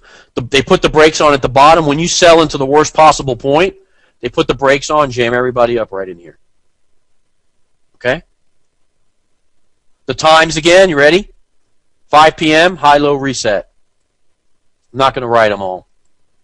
I won't spell them all the way out. High-low reset. 5 to 8, it's dead gap. Nothing going on. 5 to 8 p.m., dead gap. 8 to 8:30, Asian gap. Okay? I have a slide for this stuff, so if you're not getting it now, don't worry. 8 to 8:30, dead gap. Asian gap. Session starts 8:31, runs to 3 o'clock. 3 to 3:30, London Asia gap time. Instructions are passed. 3:30 session starts. Brinks trade comes in from 3:30 to 3:45. The move to start the session and trigger the orders the wrong way. 3 levels of drop or rise will be seen. The opposite behavior of the M or W is performed between 8 and 10, 8 and 11. The ideal time being 9, end of the London session, 9 to 9:30 gap, 9:30 U.S. session in line with the equities open. 9:45, if a Brinks trade is issued, you'll get a hammer or spike to the low. These times are all right now daylight savings in line with what we're doing. In the winter, when we move the clock, in the U.S., the moves will be seen around 2. But the equities open does not change because it's still 9:30 here in New York, no matter what the clock is on, standard or daylight savings, okay? So what happens is, in the winter, the London session is an hour longer. It's irrelevant. 9:30, in line with the equities open. Ron, I don't know what you read or thought. Don't worry about it. It's BS. Here's the deal. All the times that you've read, all the stuff that you've been told at the retail level, all the crap, the clock on there from Yahoo and Auckland and New Zealand comes online, and your mother wakes up and throws a couple trades on, and Japan wakes up, and then New Zealand starts trading. It's all bullshit. Those times are garbage. They are not going to give you the timings. They are not going to say, we're going to jam you up at 3:31. They're not going to say that. You're not going to find that information out. Again, I need you to subscribe to something different. Don't rely on the stuff you've read. It's crap. Okay? These are the times. Take them to the grave with you. They are solid, rock solid, not negotiable. These are the timings of the business. And when you start to trade the method, you will see how often they come in right at 3:15 and 3:30 and throw railroad tracks. You're going to see how at 9:30 at the equities open, they'll spike the low. Of course, there's variations on these times, but the session times are not negotiable. These are when the guys come on, and these are when you can expect the moves. So now, understanding that there is in fact a timing element is going to change the way you come to the screen and when you view the screen. There are going to be some days when they make the moves early and you miss it, yes. But if you think about what happened Monday night where they made a double top M and then they hit it again one more time at London Open, that London Open came in between 2 and 3 o'clock. There's your entry. You don't have to sit there and watch the whole thing, all Asian session and London session. I'm telling you, I'm going to narrow it down for you for a 3 or 4 hour window of opportunity for London and a 2 to 3 hour opportunity for US. Okay? Does everybody have the notes on this drawing? I'm going to pull it. Okay, look, I don't know what time zones you live in. You guys are from all over the world. I could never figure it out. Every time I've given you is the time right now for New York minus wherever you're from, or add from wherever you're from, okay?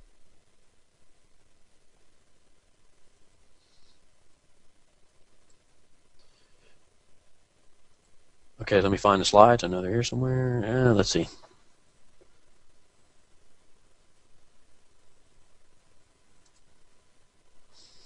All right, I don't know what's going on. Let's see. Here we go. Okay, so now you understand what I'm talking about, okay? Let's look at things a little differently now. Now here's your accumulation phase. Okay? Here's your W formation with the second leg coming in as a hammer at 3:45 in the morning. Do you see that? Okay, I've circled it for you. You see it?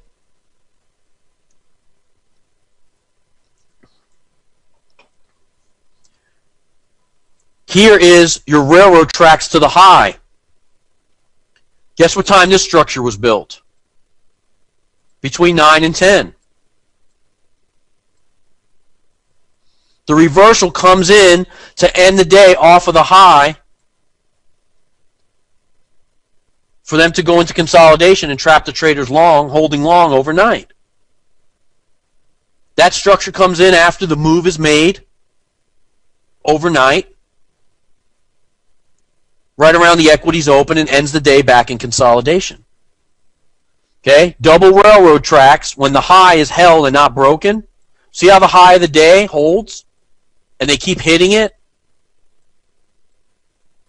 That high of the day holding, but when you don't understand what you're doing, you're thinking this, right? You're thinking up here. You're thinking the AB move, when the market comes to rest, buy, the CD extension, the lightning bolt. That's what all the retail traders think. But when the high fails to be broken for 30 to 90 minutes, up to 2 hours, when the high is not broken, it's safe to go the other way, keeping in mind the timing element that I've just added. Notice down here on the W how they set the low at Asia, spiked right past it to pick up the stops and pendings, and then just missed it the third time around. The near miss on the third time validates and confirms, especially at 3:30 in the morning, that you got the right directional bias. This is, in fact, the exact mirror image of what happened on the pound last Monday night, Sunday going into Monday. They hit it again, they hit it again, but don't miss, don't take it out. When you see the LOD hold, the low of the day holds, you look to go the opposite way. They spike the low, lower than here. That move gets anybody that went long right in here, it takes them out. Their stops are in here, right? That spike to the low hits those stops. When they trigger the stops, they've now lined their pocket.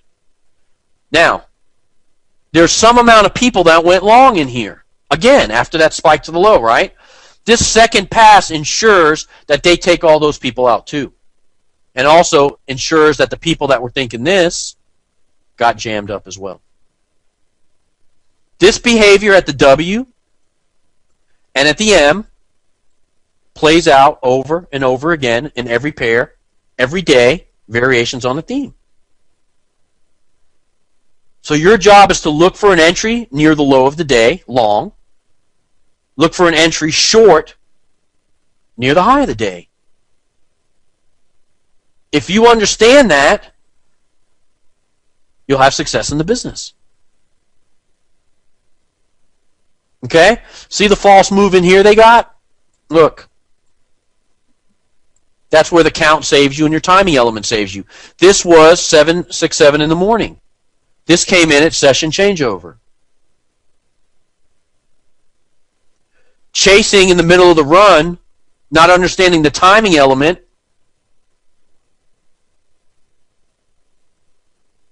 keeps you from getting jammed up. The timing element is very, very, very important. The pattern, the timing, and the count. That's the order of importance that things are. Okay, so now you see it a little different. Okay, variations on the theme. How do they change it? What do they do? Changing the session in which the moves come will keep you confused. Changing the severity of the stop hunts. Okay, you get an extended 100-point stop hunt. Stop hunts, by the way, are typically 25 to 50 pips, and I'll cover that in detail coming up. If they change the severity of something, because traders are stubborn and won't let go of their positions, they'll make an extended stop hunt. They'll do something that looks like this. They'll come in, pull back, go up here like this, hang around. Traders aren't letting go of their positions. They'll hit it again and make the same structure and then reverse. Okay? They'll make a 75, 80, 100 pip stop hunt to trigger the traders to get them to go the other way. It kind of works like this. We're going to show you long. As a retail trader, I want you to take a long. I'm a market maker. I need you to take a long because I need some of my money back. So I break in 3 bursts coming out of the box, and I show you long. The traders don't bite. They don't commit. Well, I need you to commit. You don't believe me it's long? I'll hit it again and show you a long, buddy. You see it go up again, you feel as if you missed the move. So now you're like, damn it, it is going long. I get on. Traders commit their funds. I go, ha, got you long. I was just kidding. Sorry about your luck. And I pull it down now the other way. The example of that, again, is the most recent chart, is Monday's 3 hits to the high. The third pass towards the high ensures that the retailers were long. But when that high fails to break, it is the signal for our group to take it the other way. Don't be fooled by the market maker's aggressive moves or the extended stop hunts to fall for his crap. Your job is to take a long near the locked low of the day and a short near at the locked high of the day. And I'll show you how to pick those points on the chart. The other trick that he does, he conceals the move behind the news announcements.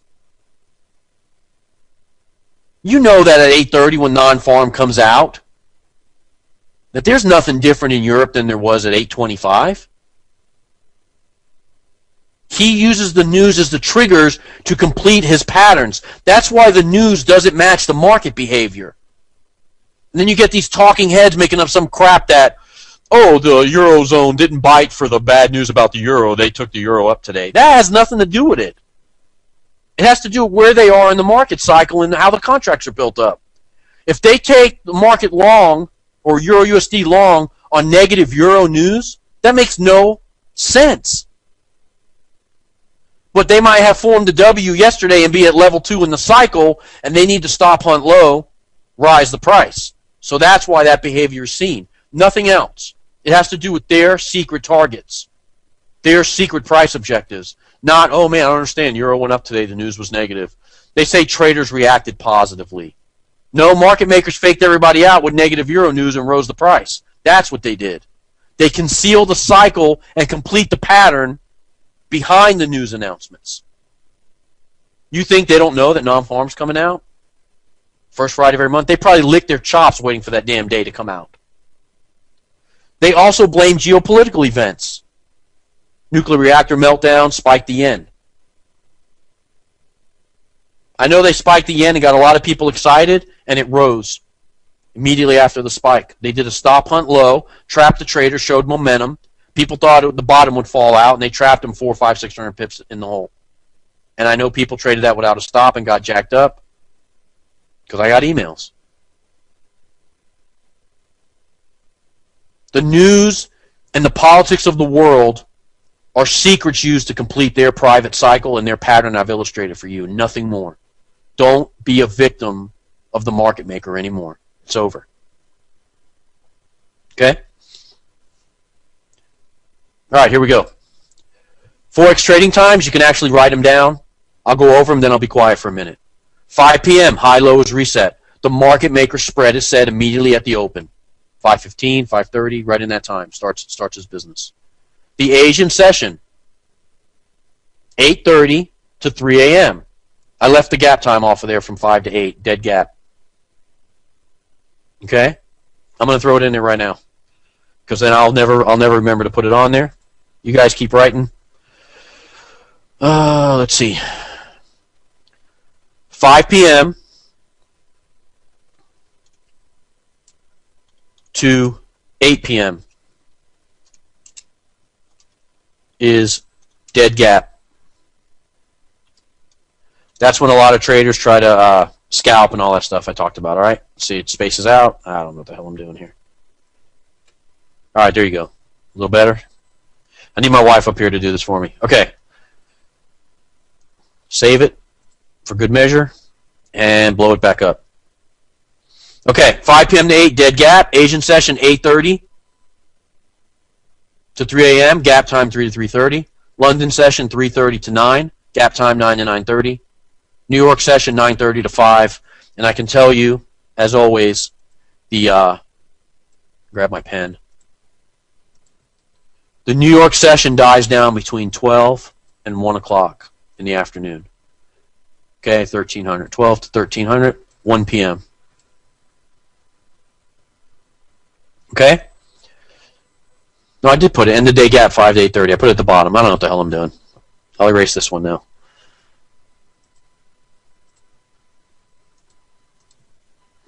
Just kidding. All right, I'll be quiet for a minute. Write these times down, man. Every other time you've ever seen is pure crap. These are the times. That's it, period. Okay, hey, a very good question came up. It says, does the 8:30 to 8:45 p.m. candle, which is the Asian session open, have any significance? It's a very good question. It's not consistent enough for you to make a profit because the moves don't usually follow through in Asia. Because most of the time, Asia is used as the continuation, accumulation part of the cycle, excuse me. But it is, in fact, the session open. You'll see hammers and stuff like that issued around there. But most of the time, that falls into setting the accumulation channel or the market maker spread. So you're not going to get the follow-through. I know Dick Schmidt likes to trade during those times, and he takes a small float out of the market during the Asian hours.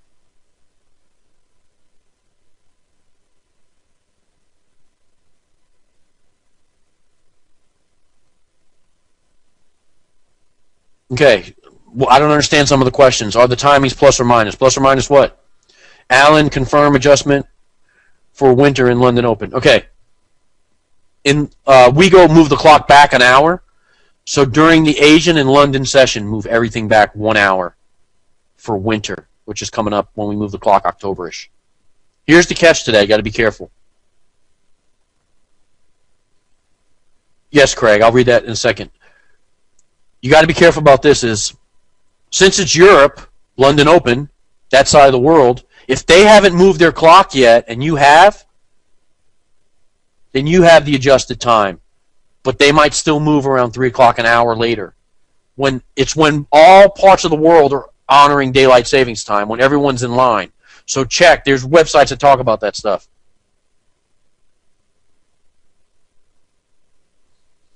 Okay, yes, Craig, at the beginning of the session, you're looking for the false move. What happens is he'll end the session with an aggressive move, and then the new guy comes on, and they'll make a continuation of that move, false move. Let's say London was up. I mean, Asia was up, right? So Asia paints the first leg high. He pulls back, end the session, false move. London comes on, or trap move. London comes on. He makes the second leg of the W or M by pushing it up back towards the high. He might even spike the high and take it out to pick up the contracts. Then he'll reverse off of that number, false move session beginning, run his trend 6 to 8 hours into US.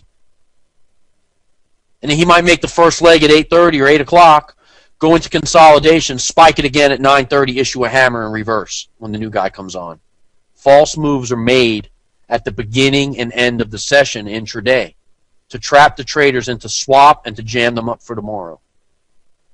The same pattern also repeats throughout the course of the week. You'll have the same consolidation, tight range Sunday going into Monday, false move week beginning down, a multi-session M or W, which is they set the level on Monday, repeat the level on Tuesday, in line with the stop hunt. Okay, and then they'll make the unidirectional swing week ending a minimum of 3 days. That's where the guys that are catching the swing trades are coming in. The potential for a swing trade is 300 to 600 pips captured at the peak formation high of the week, peak formation low of the week. If you catch one of those points, you got about a 300 to 600 pip spread that you can grab for yourself. And I have people doing that consistently. I don't do it. The reason why is this. If you haven't noticed, I'm a little high-strung. If I wanted to stay married, I had to get the laptop off of my night table with my positions on. So since I can't look at it without waking my wife up and pissing her off, I needed to just be flat at the end of the day, the end of my trading day. Okay? So that's why I just take more contracts, grab my float, and I'm done. And at the end of the day, everything's off the board. I'm square, flat, whatever you want to call it, and that's how I trade it. All right, does everybody have this written down? It really is an important slide. Okay, cool. All right, it's driving me crazy that I messed up the slide. I can't help it. Part of my personality. Let me erase the bottom of this. Let me erase this one right here because it was right. I didn't know that was on there. Okay, cool. Back in business. Okay, now, the timing is the second most important element of the business, right? I told you that. So you have to time map your dealer. Most important element of the business, the pattern. Market maker behavior, identifying that. Identifying his behavior at the right timing keys is solid gold. So now, the new indicators that we gave you, if you have Craig set, I'm sure he'll help you. Sorry, Craig, I put that on you. The new indicators have to match the time of the dealer you're using. If you don't have a dealer, I'd like you to contact Compass and let them put you into a good dealer. If you have a dealer, if you're offshore, if you want to trade, that's fine. But you have to identify the formations at the proper times or else they're garbage. You'll see M's and W's all day. If you don't understand the behavior at the gap times and the changeovers, you're not doing it right. Don't get confused with the time ribbon on the bottom of your broker's platform. That's their server time and where their server's located. Some of it's GMT plus 2, GMT plus 5, New York plus 6. You got to figure that out. I'm pretty sure Gary posted in the forum a little script that you put on your chart and it pings the server and gives you times all around the world. The broker server, your time, your trading zone, all that stuff. It's pretty cool. If you don't have it, go to the forum and get it. Put it on your chart, write down the times, bounce it off your broker server, ping his server and get the times, and make the adjustments accordingly. The way to make the adjustments is to go into the work time ribbon. I should have wrote some slides on that. I'm sorry. I will for next class. Go into the work time ribbon and make the appropriate adjustments. Okay? To match the timings, you should have your shadow boxes, your stop hunt zones, all need to come in at the appropriate times to show you where the possibility of the reversal and the stop hunts will occur. If you loaded the indicators today with Zen, if you haven't, it's okay. We'll look at the charts in a couple days. The charts are irrelevant right now. You got to grasp this concept and change your way of thinking. The chart is not important right now. We will look at the chart. You got to wrap your brain around the stuff I'm telling you first. And that's going to be a couple of days before we look at charts.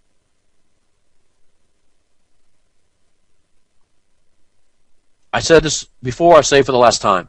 All other time references are garbage and should not be followed, other than the times I've given you. That's it. That's your new times. Okay, a little more about the Brinks trade. The two most telling candles come in from 3:30 to 3:45 at the London session opener. 9:30 to 9:45, the U.S. opener sets up the Brinks trade. Make a note.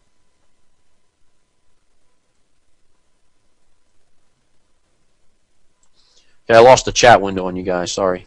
So I can't see if you're asking me anything.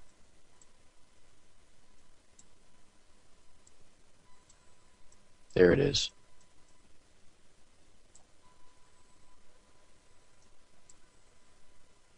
Give me a second. Sorry, guys. Okay. Get it off of there. All right. Here's what I'm talking about.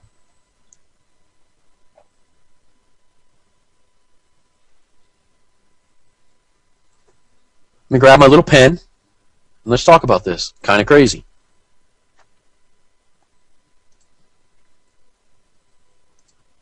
Consolidation.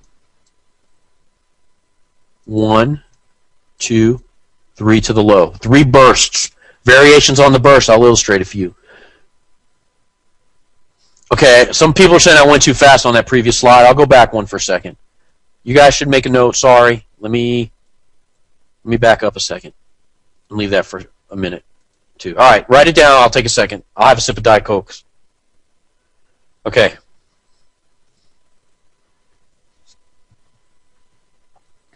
Coming right out of the box, you have 3 vector candles. The vector candles are an aggressive move. It's an engineering term, or a, I don't know, Zaim came up with this term because he was very technical and he needed something to make him feel better. So we came up with this. Market makers extend the initial low of the day in 3 pushes, right? This is the initial low of the day, correct? They extend that low in 1 burst, 2 bursts, the 3rd burst. The 3rd burst happens to hit our pre-measured 25 to 50 pip stop hunt zone. The stop hunts are made in 25 to 50 pip increments because they know where people trade and put their stops. This box is 25 to 50 pips. The shadow box comes in between 3 and 4 o'clock because there's variations on the theme. Just so happened they issue a hammer right in the middle of the shadow box. You got 3 swipes at the low, 25 to 50 pips stop hunt zone. They issue a hammer in the shadow, which is the session changeover. Understand, this candle was solid red at one time, right? You guys know this. Solid red pushing down. What does that do? Induces traders to go short. They then shift the zone away from the lower level shorts over here. But look what they did. They're dirty. They opened, they turned this red to push down one more time. You know what that did? They opened the spread around here too. When they get down here, they open the spread. Anybody that was already long in here has their stop. Where do textbooks tell you to put your stop? 3 to 5 pips below the candle I got in at, Steve. That is an absolute sucker's bet. You will lose your money every time. The stop loss goes below the low and above the high of the day. I will discuss it exactly where it goes. Market maker's job is to take your money and hit the stops, right? I told you this already. They absolutely ensure that they're going to get all the weak long holders spiked out right there. Anybody that's traded down to here by opening the spread at the low.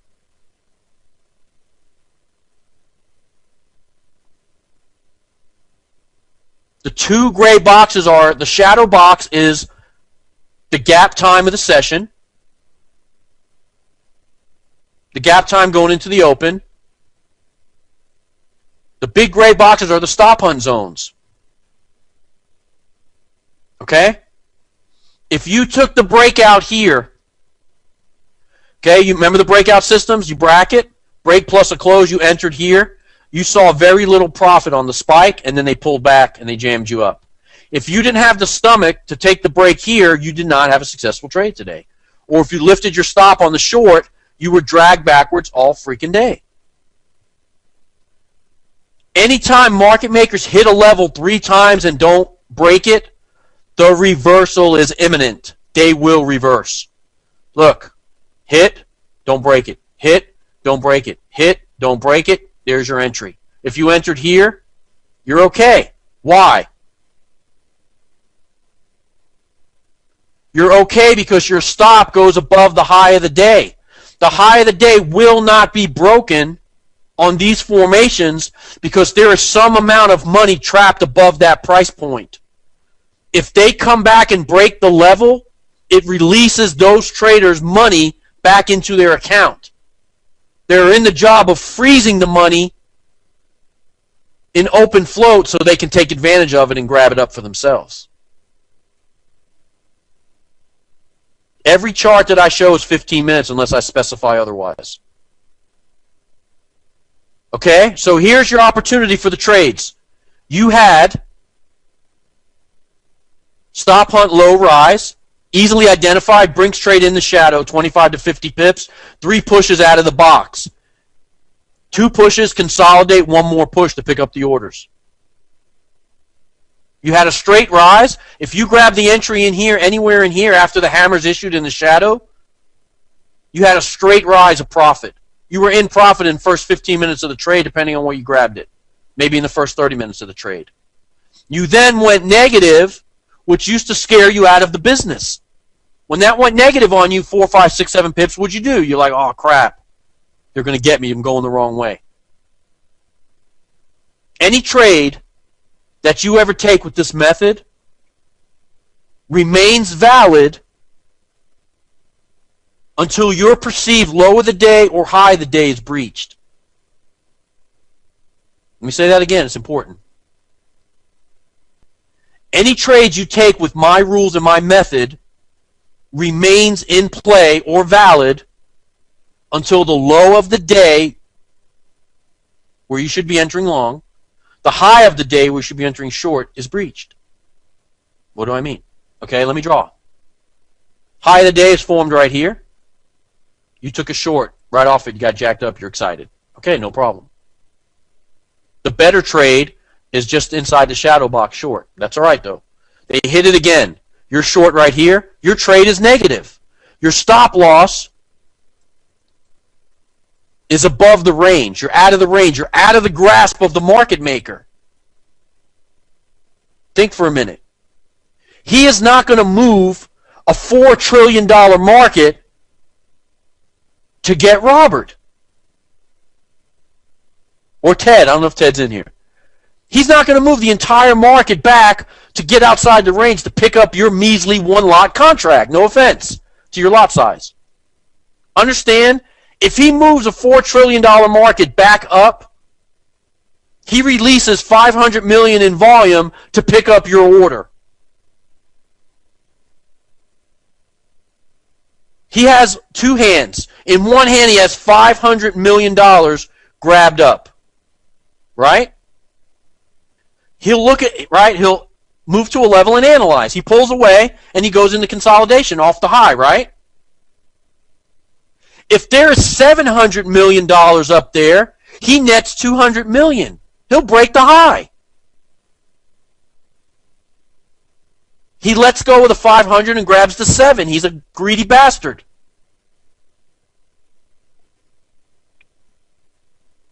If you understand that, he is not going to move the market unless it's financially advantageous for him to get your stop order. Some of you are writing that sometimes you feel like he goes after you deliberately. No. The reason why that you feel like that is because you've read all the same books that all the other guys, 90% of the traders, have read. And you put your stop where 90% of the traders put it. So what's going on here is you get in and you go, oh, my stop's right here. This looks good. It's a good trade today. Market maker comes back, spikes the high, and takes your stop out. And you're like, damn it, I swear to God, he's personal against me. Then it drops like you thought anyway, right? He's going after me personally. No. You've all had the access to the information that everyone else has had. It's all the same general knowledge. It's all bullshit. So when everyone gets stopped out at that price point, it's because the technicals that you saw that he deliberately showed you on the chart validated what you read in the book. So you took that trade based on that garbage, and he laughed to himself as he hit your stops, all 100 million of you. Understand? That's why when you took those trades and they didn't validate and you felt like he was personally attacking your stop loss, he was not. He is not going to move a market to a price point to get Mac or to get Michael. He's not going to do that. But if it's financially advantageous for him, he'll make the second pass or the third pass. This costs money to move the market. I heard that it takes 10,000 lots to move the market. A pip. I didn't hear it. I was taught that. Think about that a minute. If you have to move the market all the way back up here, it costs money.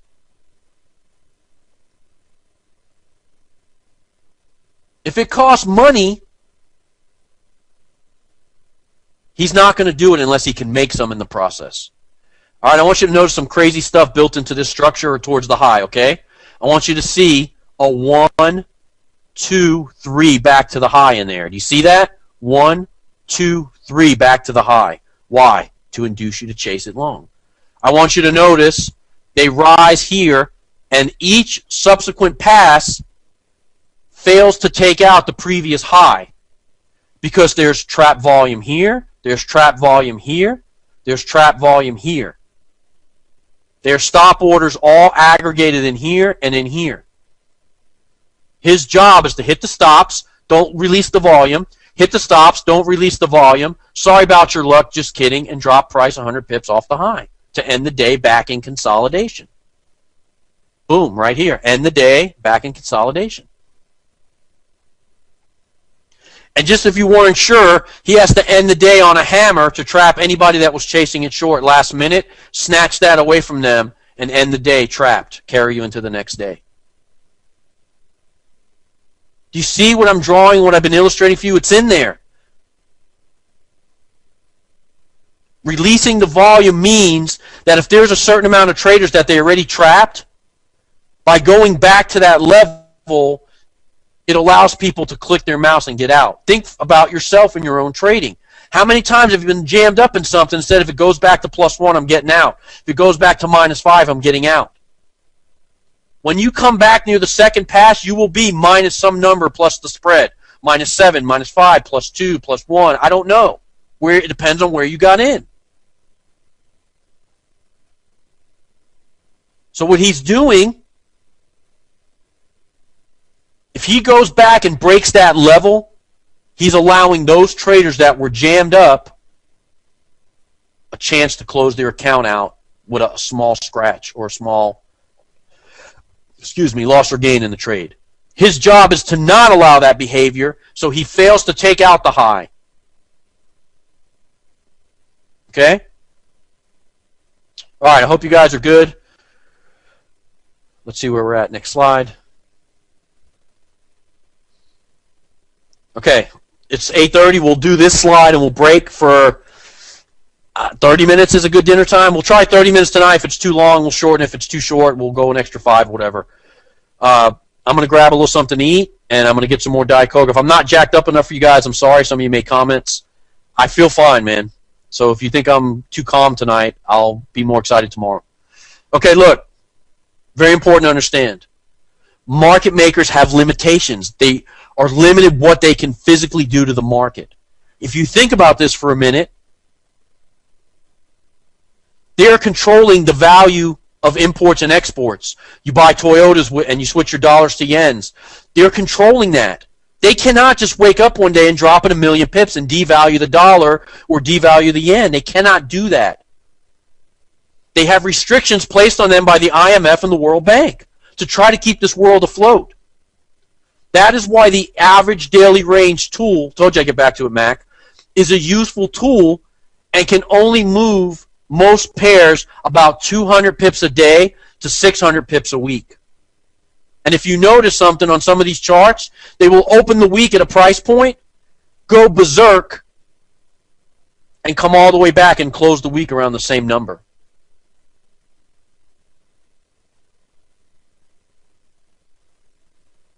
They do not, contrary to popular belief, have unlimited equity. They got to get their money back. That's where the retrace against the trend comes in. They lend it out, they lend it out, they lend it out. They got to get it back.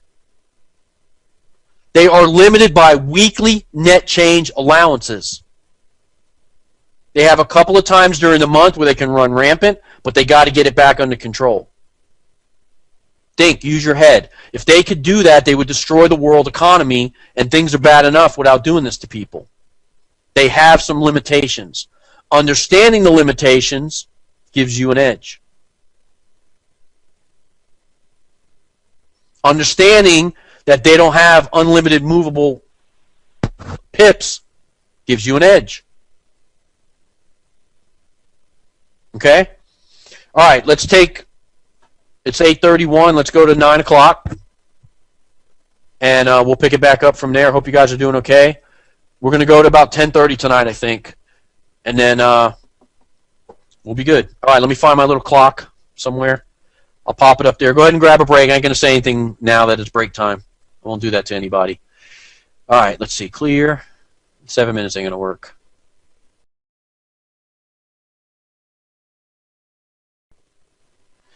I saw a couple questions. Craig had 2 good questions. Let me cover those real quick because they are time appropriate. They're in the right segment. Steve, you said there's 3 important things: the patterns, the timings, and what? The answer is the levels. Okay, most important element in the system, the pattern, identifying the patterns from the market maker behavior. The timings of those patterns and counting the levels. The levels are not going to come to you overnight. They're difficult. There's people that have been around me for a year still struggling with that. It is not an absolute necessity to be successful with this method. But understanding the levels will let you know when the reversal's coming, when to exit your swing trades, and so forth. Okay, weekly net change allowance was another question that came up. Let's say they open at a price point. They are given, just to make it easy, 1,000 pip movement weekly net change. So from the open price point, in the 3 to 4 day swing range, they cannot exceed 1,000 pips on the close on Friday. So if they rise price 1,000 pips or 1,100 pips, they have to come back below the 1,000 pip marker that's given to them before the close on Friday to keep currencies from being devalued or whatever. There's seasonal targets, quarterly. There's daily and weekly ranges that they're given. Understand they're making money, but at the same time they have to be cognizant or aware of what's going on in the world economy and the world markets. They cannot destroy things. So they're given a price point on Monday or Sunday night at open, and they have a weekly net change of 500. They run at 600-700 pips. You can expect the reversal back in to underneath the 500 limit by Friday close. Hence, false trap move on Friday to end the week. Okay? And then the cycle starts over. All right, those are some good questions. I think some of the other stuff wasn't pertinent to right now. Let me look a minute. Nice to have you, Adam. Glad to hear you're doing so well. Shahid from Toronto, I think you left. You'll be back. All right, Ronald, nice to see all you guys. All right, let's get going again. Everybody settled in from their break? Got something to eat? Okay, listen, the reason for the break is I want you to think. I don't want to just sit here and I want to throw a fire hose at you with tons and tons of information and you sit here just mesmerized by what the hell did this guy just say. That's not the point. I talked to you about some stuff, some concepts. Think about it on your dinner break. Resonate on it a little bit. Tonight I'm going to give you some homework assignments to think about more stuff. We're going to go about 4 hours of time. 10:30, 10, I don't know. We'll figure it out wherever I am on the slides. The point of that is that I don't want to just sit here and just keep stuffing stuff down your throat. I want you to think about it overnight. And when I've taught live, I noticed that people have about had enough in about 4 hours. I'm not so full of myself that I don't realize you get tired and that I think I just have so much great stuff to say. I understand that. So 4 hours is the marker to where you've had enough of sitting in the chair. Seems to be when I'm teaching live, people start slouching their chairs, putting their heads on their desk. Gloria fell asleep on me one time. 4 hours in. So I realized 4 hours is a good marker. Take a break about halfway through. Get up, eat something, go smoke one. Subio, did you quit, by the way? I've been trying to quit Diet Coke. I almost made it, and I fell back into it. I'll get it, man. Anyway, the point is that I want you to get this. Me rushing through it to get all the information to you is not the point. The point is it's a process. It takes some time. I asked if you quit smoking, Subio. I know you were trying. I've been trying to quit Diet Coke. Anyway, that's the point of the break, okay? Appreciate it. I want you guys to really conceptualize and understand this. It's not going to be part of you until you conceptualize and it becomes your own. And that's the point of going slow and making sure everybody gets it, okay? All right, back to the slides. Market maker moves, all right? We understand all the things we talked about, the pattern, the behaviors, what they do. So what can they do? What can they really do to you? They are limited by weekly net change and allowances. They're also limited to, they can hit your stops up or down. They reverse off of the high or low and create an intraday trend change, which happens a lot. They can do a straightaway, straight rise or drop, which is the finishing move on the margin levels of the other traders. I'll illustrate that for you, don't worry. timings and test your patience, right? What do I mean by that? You get in something, you lift your stop, you're down a negative float. They go into consolidation, change shifts, the Asian guy comes on, you're still sitting there. What happens after a day, day and a half of doing that? Your nerves are shot. Your patience have been tested to the max. You're drinking Red Bull, kicking the dog, cursing under your breath, and you finally click out of the trade because you can't take it anymore. Understanding that all they have is timings and stop hunts and trap moves kind of removes the curtains from Oz. You understand what's going on. That's all they got. They're limited. The problem is that the other technicals set you up for failure and keep you chasing the wrong things. Like I said earlier, it ends today. Okay, this is one of my favorite charts. This is 2 days back to back. Go look at it. It's in the pound. It's in March 15th. Stop hunt high, spike to the high, drop. W formation to end the day, back in consolidation.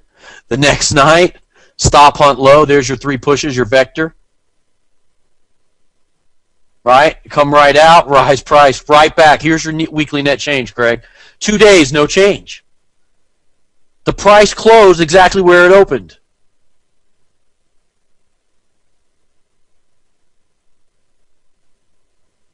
It's kind of funny. This is they got to be kidding, right?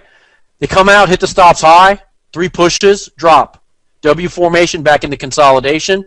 The next night, they exceed the trap level here by making a stop hunt to trigger the traders, induce the pendings, and then snatch the market away and run it back, right back to the same price point they were at yesterday. That's why the pattern is so important. You really can't count the levels in there. It's a little harder. But the patterns and the timings are right there, exactly as I stated for you and illustrated and drew out. I mean, one could argue that this is the U.S. reversal, and this comes in around 9 o'clock in the morning, whatever, and then they go back in the consolidation. But this is the epitome of what I've drawn for you on the charts. It's there. What I want you to do as a trader is stop getting caught up in the moment. Getting caught up in the moment forces you to make irrational decisions. You need to have a plan of attack before you come to trading in line with the market maker's trend. Don't let the aggressive moves fool you.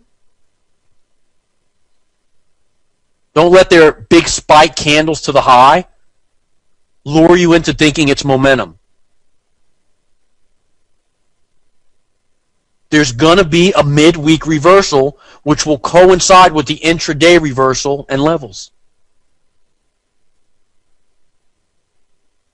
Okay? What I meant was, okay, let's draw this little pattern over here, okay? Consolidation, Sunday, Monday, right? Sunday, false move. Let's just call it Sunday. They break to the downside. They hit a level. They pull back. This might be Monday. Okay?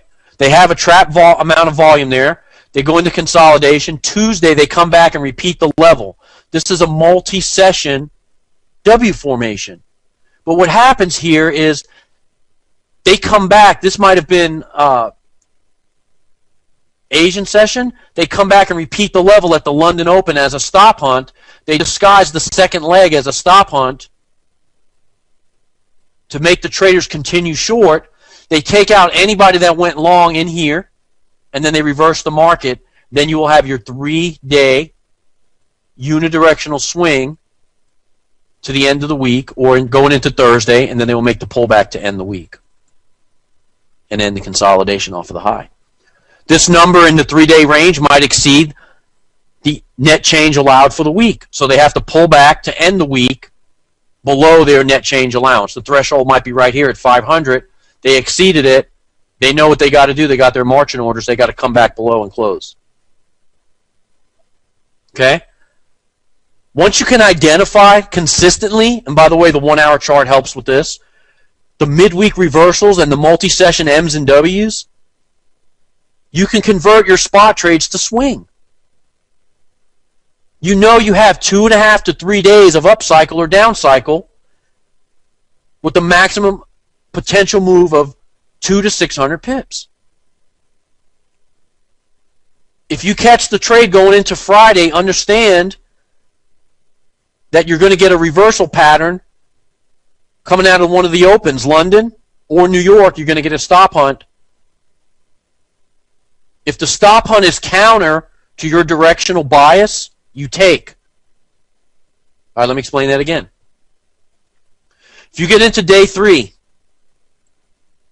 and you're a buyer at the beginning of the cycle, when you get to day 3, if London open, they come out and hit the stops high, you take. You get out because the reversal is coming. You react to their action. Market makers hit the stops low, you buy against the retail trading herd. Market makers hit the stops high, you sell against the retail trading herd. The M&W, the multi-session M&W will be very, very aggressive. Think about what they're doing.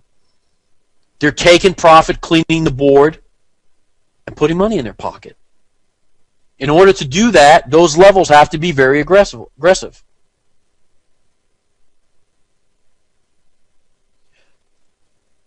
Okay, now let's look at some typical week stuff. Now that you understand a little bit more about the pattern. Okay? Aggressive move, week beginning. Trap the traders, jam them up. Stop hunt low, rise. Back into consolidation. Stop hunt low. Rise 100 pips. An extended high of the week formation. Extended. Why? The blue box is 103 pips. This is about a 150 pip move. What happened? You didn't believe me I wanted long? I'll show you long. But if you notice where they cut the level, this is in fact peak formation high for the week. If you have a peak formation high for the week, we expect 3 days of drop. Okay? So what's expected? I'm going to give you some more slides on this, but think for a minute. Day 1, peak formation high, high of the week, got it. The next night, hit the stops high, drop, or straight drop. The next night, hit the stops high, drop, or straight drop. 3 days. End of the cycle, look for the W reverse. That's the 3-day swing trade cycle. Peak formation high, high or low of the week is identified. You expect 2 more stop hunts in line with the peak formation. If he throws at you something different, exit the trade and look for a new signal. Okay? So here, peak formation high of the week, right? You got the midweek false move. They jam people up long. People think this is the famous continuation. When the high holds, notice the blue tracer in here. I'll talk about that. Very important. When the high holds for 30 to 90 minutes and they pull back, you have your peak formation. The projection is MAW. A1, A2.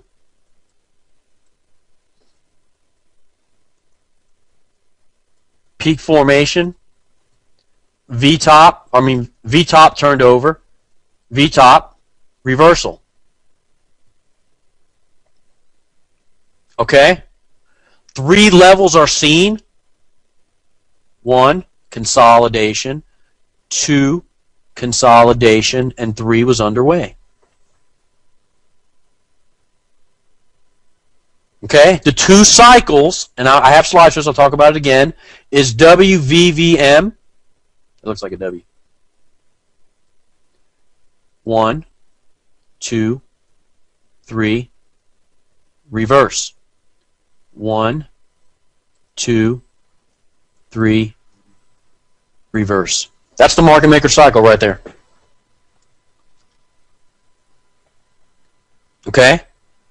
MAAW, WVVM. Why the V's?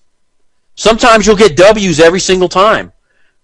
But here's the thing. If you have your market maker bias high of the week, low of the week established, and you know the direction, you can trade off of the first stop hunt out of the box V bottoms. You don't have to wait for the second leg because you know the cycle. The best trades are multi-session M's and W's, multi-session or intra-session M's and W's. Those are the best patterns, beyond the shadow of a doubt. It allows you to grab close to the low of the day. Your stops will be tighter. It avoids you sitting through the repeat the level stress of them coming back. But if you understand the cycle and caught the directional bias, then this spot trade can be converted to a swing. Why? I caught the peak formation high. The next night, hit the stops high, I'm still good. If they break out of the top of the box, I'm still good in here. Why am I still good? Because they hit the stops high, issued railroad tracks at the London Open in line with the peak that lets me know it's a false move drop. Now, they've created some amount of margin trouble. They've created a ton of congestion, right? Chest colds in there. Hitting the stops in both directions, picking up the contracts. No congestion. Take some NyQuil. Or some Tylenol PM or something. You understand that you got one more day of drop on the cycle. Your bias is to the downside. So you're looking for excuses or reasons, stop hunt high drop.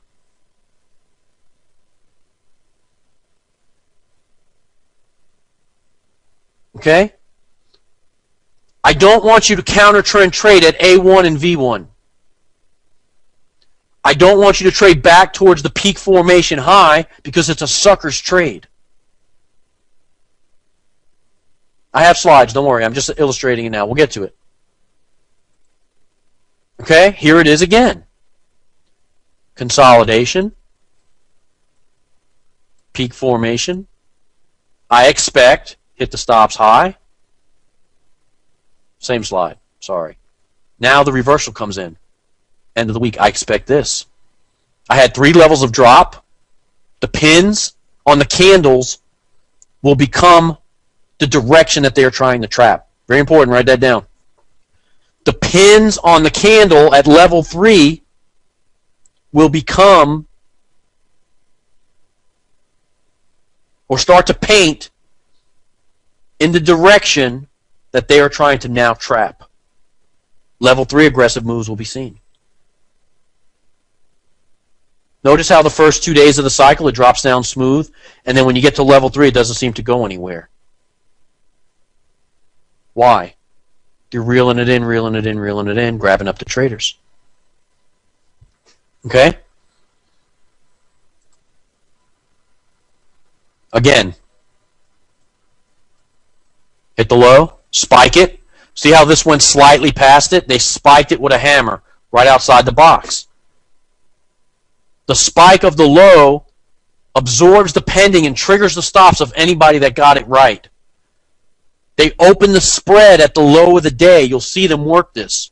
The spread gives them an edge against the retail traders. It's their weapon. If you're a buyer, they open the sell side, drop the sell side below the price point. The sell side picks up those orders for short holders. But the buy traders are held. The level is held. It doesn't move. It sits there. And the same is done in the opposite direction.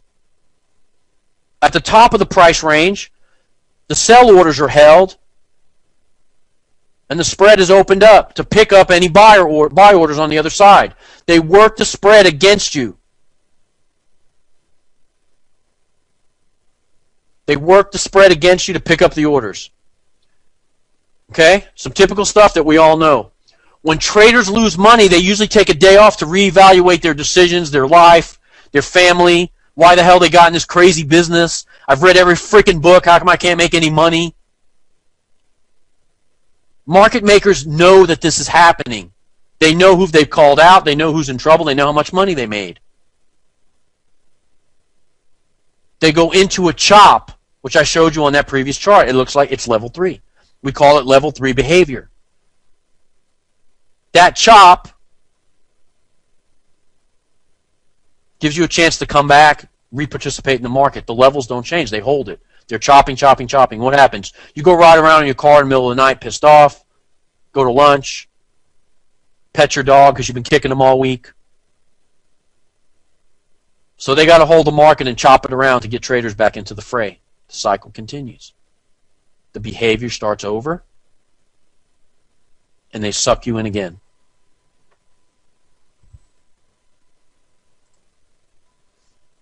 Okay, something very important. The patterns are the same no matter what time frame you're looking at. A multi-session M or W will look a little different on a 1-hour chart or a 4-hour chart. The 4-hour chart might be railroad tracks because it's 8 hours, 2 sessions, right? 4 hours a candle in, 4 hours out. On a railroad track, you might get, on a 1-hour chart, you might get one railroad track on one side and a spike on the other side of the leg. But understand that the W or the M, when it's formed, it will be very aggressive. But once the work is done, you will get a straight aggressive move away from it. That's where you've been blinked your eyes and been down big in a trade. Our group goes into profit immediately and stays in profit. It's absolutely amazing when you catch it right. You're going to see. When you grab second leg M or W, right after they issue the second or third spike, you're going to go right into profit.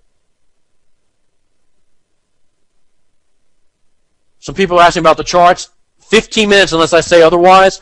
The 1 hour and 15 minutes are what we're going to talk about in here. Okay, look. 1, 2, 3 bars to the low, aggressive. Shifter consolidation zone. Okay? Breakout traders had a bad day. The shorts got rewarded. The longs got punished, shorts got rewarded. Okay? Aggressive 3-candle move, pins to the bottom. Notice how the pins spike to the bottom and pull it away? They're snatching the market away from the lower level short holders and jamming them. They then quickly pull away and come right back. In here, in the U.S. session, they throw 2 pins to the downside at the appropriate times. Session changeover, Brinks trade. That move fails to take out the London low. This move takes hours to develop. You now have your weekly reversal. It came in late Monday. That's okay. It happens. They're not going to make it Wednesday at 3 o'clock in the morning, perfect for you every time. You got to identify what's going on here. You have the first hit to the low, late Monday, London session. The second hit to the low, U.S. session, 9:30 changeover, session change, second spike. End the session with a false move down, first spike. Start the session with a false move down. Hammer, issued at 9:30, equities open. Your trade is entered right there. You can't pick a better entry than that. Stop loss is tight, right below the low of the day, which happens to be the low of the week. You've identified this behavior. You can keep your trade, hold for 3-level rise. 1, 2, 3. Reverse is imminent at the mayonnaise. Pin to the mayonnaise is a sell. You take the reversal here, end the day back in consolidation. Okay? I don't want you to take that reversal as a newbie. That is mostly a jam move because they've snatched the market away so quickly on the second leg to put all the traders that are short in deep trouble. That aggressive move does not always give you a nice retracement to counter. Okay, that's the DNC. Do not counter V1 and A1. I got slides, relax. Mayonnaise is a 200 EMA. Okay. We have our directional buys for the week. We have a mini W inside an aggressive W after the false move down. 3 vector candles to the low. Fake out the traders, validate the short orders, show a trend continuation. What happened in here was you sell the rises in a downtrend. So what happened is the traders that were long ended up with a scratch +1 when they came back. The traders that thought they were right and had their stops all aggregated in here are now stopped out on the second leg. Any pending orders that were trying to catch the break below the low were validated or turned hot on a widening of the spread at the lowest point on the chart. Second leg, intraday U.S. session, intra-U.S. session rather. This hammer, when that hammer pulls back, that was solid red at one time, right? That went down there all the way down to the low of the day, came right near the low and sat there. When you start watching this shit, it's crazy. The candle will go solid red all the way down there and sit there. And you're like, what the hell's wrong with that candle? Did it die? Did my computer feed stop? It's just sitting there at the bottom. The candle sits at the low of the day. Some dealers you can see this, some dealers you cannot. But if you put the bid and ask line on your live chart, you will watch those two lines separate. The separation of those two lines or the widening of the spread lets you know I got these bastards today.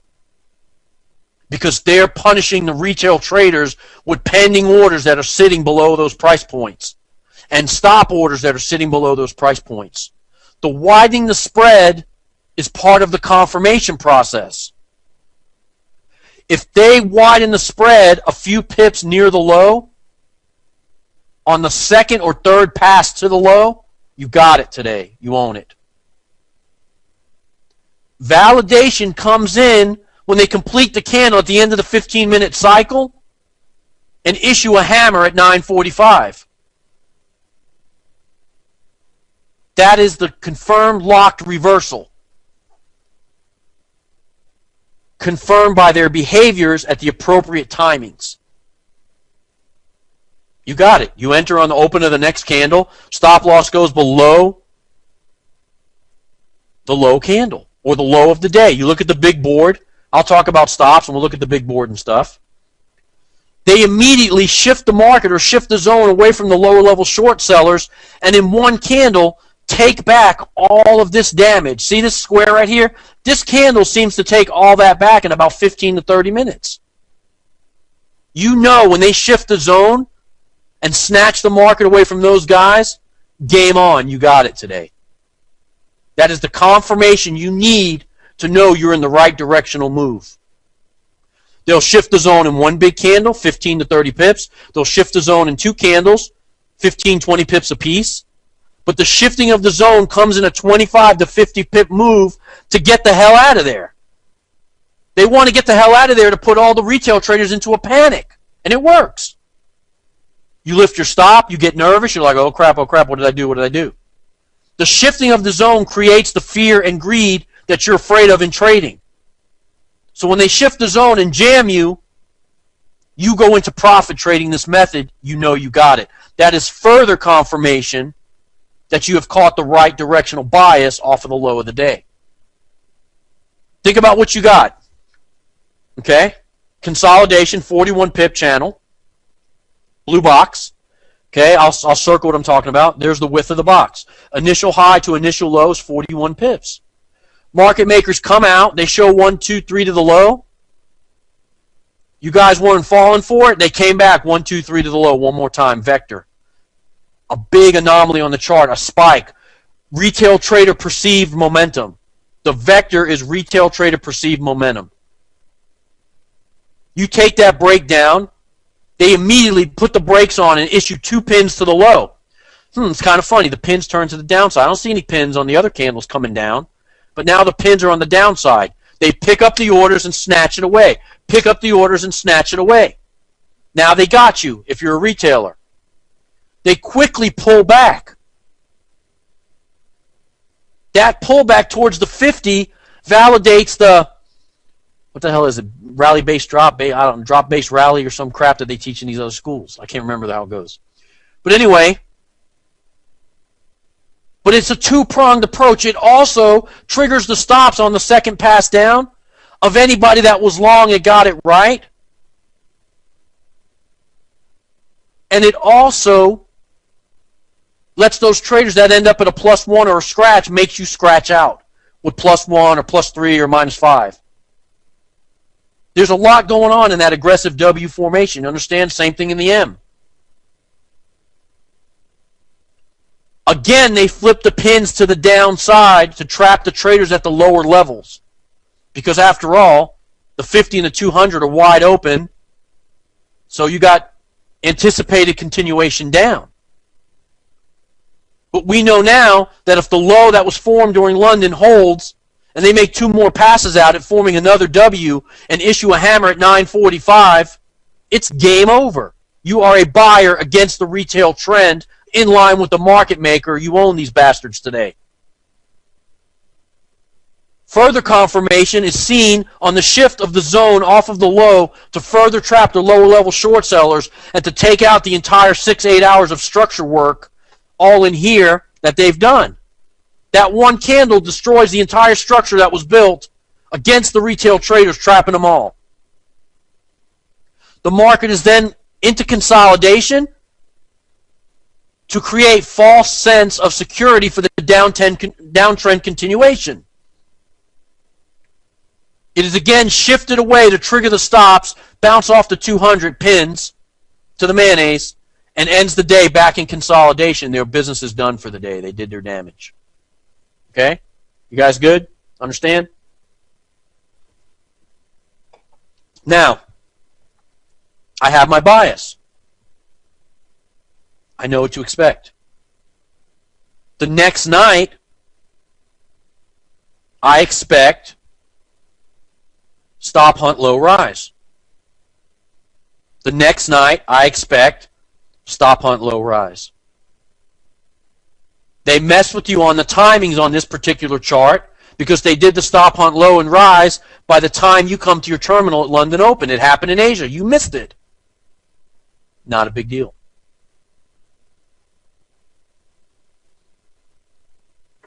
But right at the end of the box, they threw railroad tracks to the low, and they even threw a hammer. There's a W in there, or there's a V bottom. You expect this, and they gave it to you.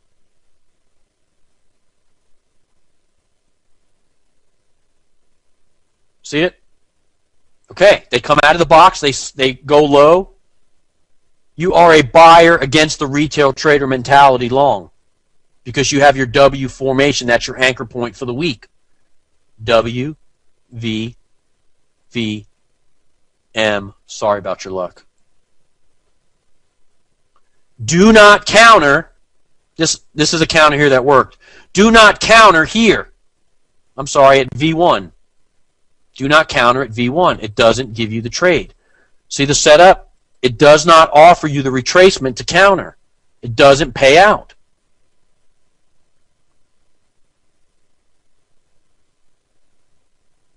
Now, notice how the pins flip to the top side. Notice how they flip to the downside over here. Notice how the aggressive moves end in pins to the top side. Railroad tracks at the U.S. session. This is level 3 behavior. Chop. 1, 2, 3 days of rise is seen. Disguised in different sessions, moved over a little bit to mess with your timing. Market makers give it out, give it out, give it out, need some back.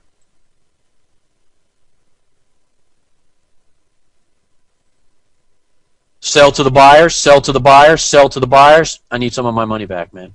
Correct the market.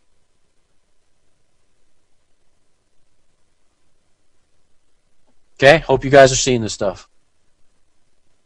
Okay, remember I mentioned in the thing, market makers will not move in one direction more than 3 days in a row without some type of collection of money. I know you say, Steve, the euro's been rising since my birthday, blah, whatever. I understand that. It didn't make a straight rise. Candles aren't stacked on top of each other straight up to heaven. They have to make pullbacks. Now remember the psychology element that's built in.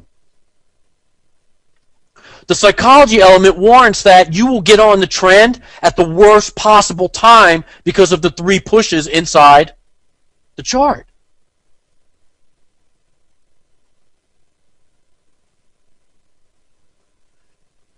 They show you something. They get the whole world seeing it, technically, and then they act against it and mess with you.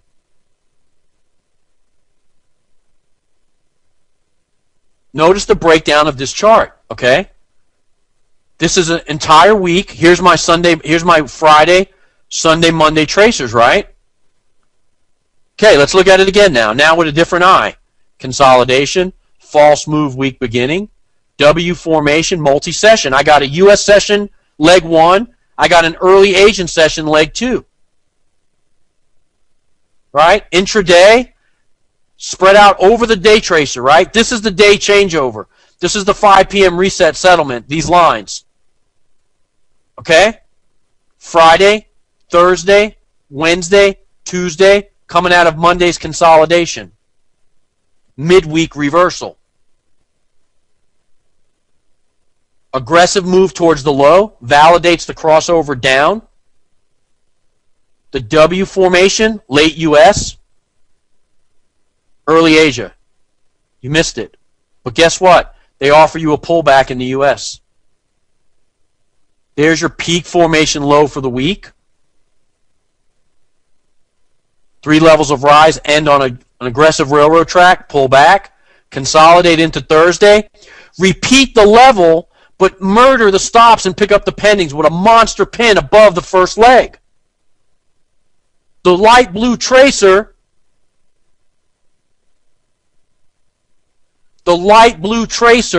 is yesterday's high and yesterday's low.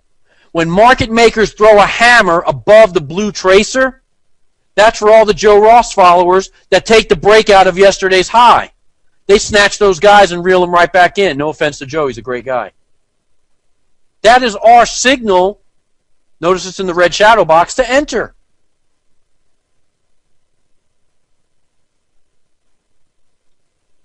Three days, 3 levels, they hit it, they pull back, they go into consolidation, they issue a hammer above yesterday's HOD, or above, which happens to be the high of the week.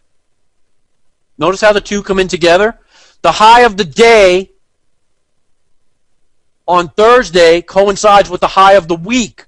They repeat the level on Friday, trap the traders coming off of the US session into consolidation in here. Then what do? The pattern continues going into the weekend. Bam. They hold it and they spike down going into the weekend. Someone said the sound is bad. Is it? Give me some Y's up there if everyone can hear me. No? Okay. It's not bad, or no, it is? Yes? No? All right, fine. Okay. Okay, thanks. Got it. All right. So now, notice the difference in this W, how it's tight. There's only a few hours in between. This one is a whole day in between. This is London Open, re-hit again, almost in the US session with a monster spike to the high. The monster spike to the high lets you know that they grabbed what they needed to grab. When you see that spike close, the damage is done to the retail traders. That spike is the aftermath or the wake of what they have done. What do they use to create the spike? Could be news, could be bullshit, could be your mother stubbed a toe. It doesn't matter. The behaviors are the same. They use the news to create that spike or create some type of anomaly on the chart to get you to fall for it. Listen, the retail side of the business works, or these guys wouldn't be so wealthy. Okay? Okay, so now you got trend is down, level 3 correction. You see this formation going into the US session. They hold the level overnight. But you know the high was formed. They repeat the high. You're a seller against everybody else. You know that in level 3, the trend cannot go down forever and does not go down forever. You identify late in the US session railroad tracks, and then consolidation to end the day. You are a buyer against the retail trader's down move. And here's how it played out. This is what we call a half a Batman. They hit the stops one more time. If you weren't already in and you happen to be in front of your terminal, you're a buyer right there. I want to say 2 or 3 weeks ago, I think Rick's in here. There was a monster W formation in the Asian crosses. I missed it. I was eating at the Cheesecake Factory. That piece of cheesecake cost me thousands. It was double railroad tracks in the Asian session on GJ, EJ, and I think Rick just happened to be in front of the terminal and caught that 80 lots long. I don't know if that was okay to say, Rick, but sorry. And I think he booked a monster gain that day. So my cheesecake cost me, I don't even want to say the number out loud, it makes me sick. It was such an obvious trade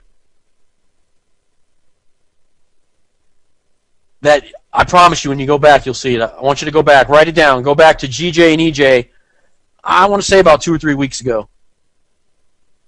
I think I was actually at the Columbia. I'm at the beach, so not now. I'm staying at the beach, but I think I missed that. I was eating, I don't know, yellow rice and chicken or something. My gosh. Anyway, the moves are in there. Go back and try to identify that. Okay. I've been talking about their structures. Let's talk about the entire structure. Let me explain to you one more time. If you're sick of hearing it, I'm sorry. But this is, if I mentioned to you already, is the whole business. You got to get this. You got to understand. Okay?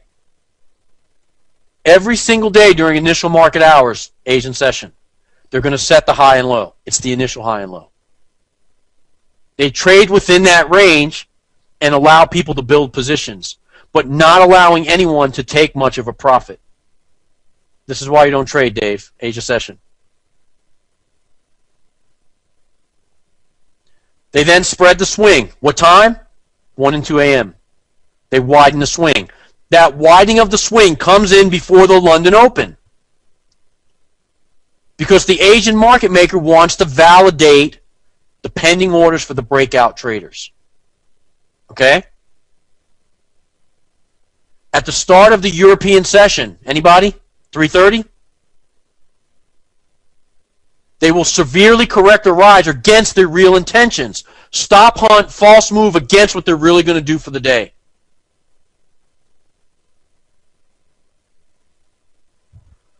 The drop or rise will trigger all the stops of the weaker traders, the ones that have taken the school, the regular technicals, read the books, the stop losses that go 5 to 7 pips below your entry candle or above your entry candle. The weaker retail traders that have fallen into some proverb that says if you're going to lose, don't lose a lot, make a really tight stop. It's bullshit. They then quickly go into consolidation. They don't have a chest cold. The market doesn't have the flu. They are accumulating contracts at another level.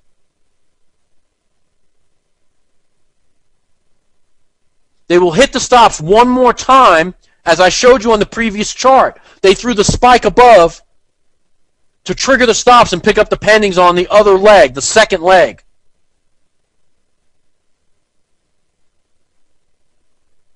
This action leaves the lower level or higher level traders stunned and stopped out. And then in one bar, they will shift the zone and trap all the retail traders at the lower or higher levels. And that's it. All right, I'm going to back up. Someone said they wanted to write the chart. Actually, a lot of people said, I'm sorry. Let me leave this up. I'll shut up for a minute, and then we'll go back to the other one, okay? I just realized that what I should do is, why don't you mark down the stuff you want and then go back and listen to the recording and get it? Wouldn't that be better than holding me up? Because everyone's at a different pace. People are writing. I think that is better, right? I always remember it's about halfway through the first day. Yep, make a note that, hey, I want to see The section that was at 9:50 p.m. and then go back and move up to that timeline. Okay? Yeah. I think everyone's agreeing that I can just get through the slides and flow the recordings, and then you go back. Okay, sorry. All right. This is exactly what I'm talking about. You have the Asian range, right? R equals range, 51.4 pips. The ideal Asian range is 50 pips or less.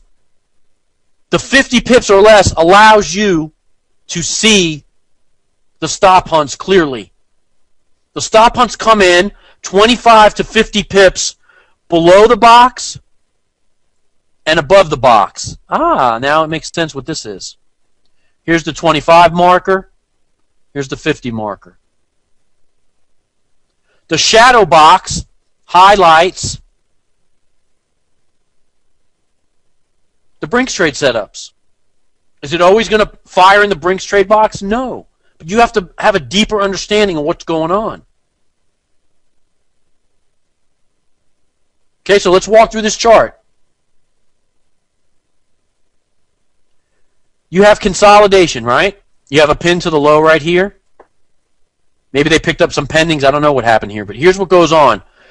Towards the end of the session, before the start, they shifted the zone away from higher level holders in here. But they stayed in consolidation. Do you see that? Your job is to be smarter than a piece of blue ribbon that paints on a chart. Your job is to reevaluate or reconsolidate the zone and realize they have not made a very aggressive move yet. When you reevaluate the consolidation, you then have your 3 vector pushes with a nice hammer to the low. Notice how they went past the blue tracer into the stop hunt zone. They even spiked through it. But they issued a hammer right here. Just outside. That was bad. Just outside the shadow box. Session beginning. The timings are off by a few bars. Big deal. You know better. They quickly pull back. Go into consolidation to collect positions. Validate the short orders. Okay? Now, notice something crazy. This candle comes all the way back to the low of the day, just enough to pick up anybody that was in here, anybody that got it in here, and that was right. Because of the size of this candle, this would be a pass entry for our group. Because they shifted the zone. If you didn't get your entry in here, when they shift the zone, it's too late. I don't want you chasing it. Why? Think about the size of your stop loss. The appropriate stop loss goes below the low of the day. But Steve, it runs perfect. Of course it did. You could see it in hindsight. Of course it did. But how do you know they're not going to come back for another pass? You don't know that. The stop loss goes where it goes. I can't help it. I'm going to talk about it. Jose doesn't know me. He asked where I got in. Jose, I got in right there, buddy. I know people are saying thought so. I'm kidding, man. I wish I was that good. All right, look. Because of the size of the shift of the zone, that's a note, that's a pass. But if you saw the hammer issue just outside the shadow box in the stop hunt region, you could have taken the trade anywhere in here. Stop loss goes below the low. That is a granny entry. Okay, now, the low should hold for 30 to 90 minutes. Then safe to enter. If you have all the other elements in line, they issue a hammer just outside the shadow in the stop hunt zone. It happens to be laying on the 4-hour timeline, which is the blueberry. We'll talk about it. They hit their 3 vector candles on a reconsolidation of the zone. Right? You extended the blue box. You know better, man. That's consolidation. There's 3 vectors to the low, vector candles to the low. They ended on a hammer, pulled back.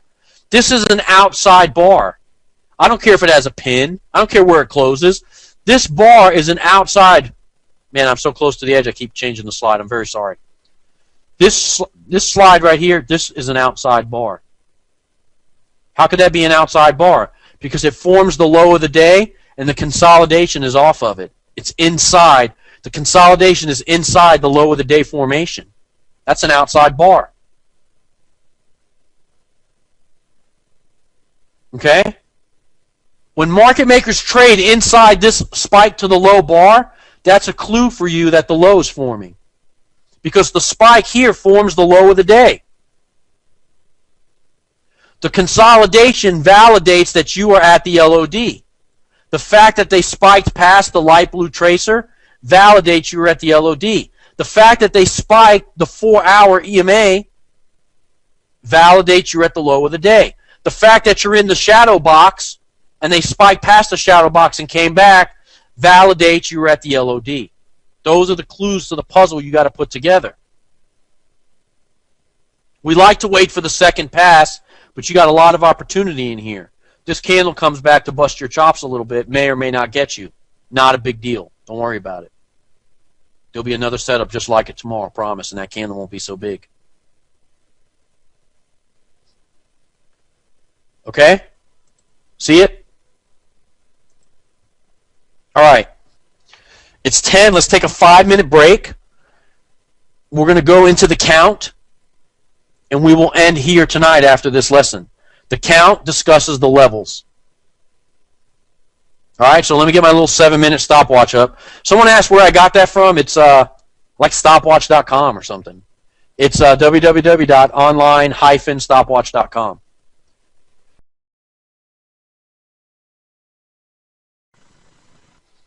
Okay, everybody back? Good? All right, hear me? All that stuff? All right, some of you are asking about the stuff on the charts. Robert, you're not the only one. Don't worry about that stuff right now. I'm going to break it all down for you. What I want to do is I want to strip away the concepts that you have about the market right now, and I want you to look at the big picture of what these guys are up to. Don't worry about a box, a shadow. I'm going to cover all that shit. It's on there. I know it's in my charts because that's the templates that I took the pictures off of. Just open your mind to what's going on. Okay? And I'm going to tell you what the box is, what the arrows are, what the average. I'm going to tell you all that stuff. Just right now, I want you to grasp the concept, okay? All right, so let's get going. I didn't see any questions other than that I need to address right now. We'll take some questions at the end when I give you your homework. Okay. The count. The third most important element of the system is the levels, or the count, to know where you are in the cycle. Right? You need to walk up to a chart and go,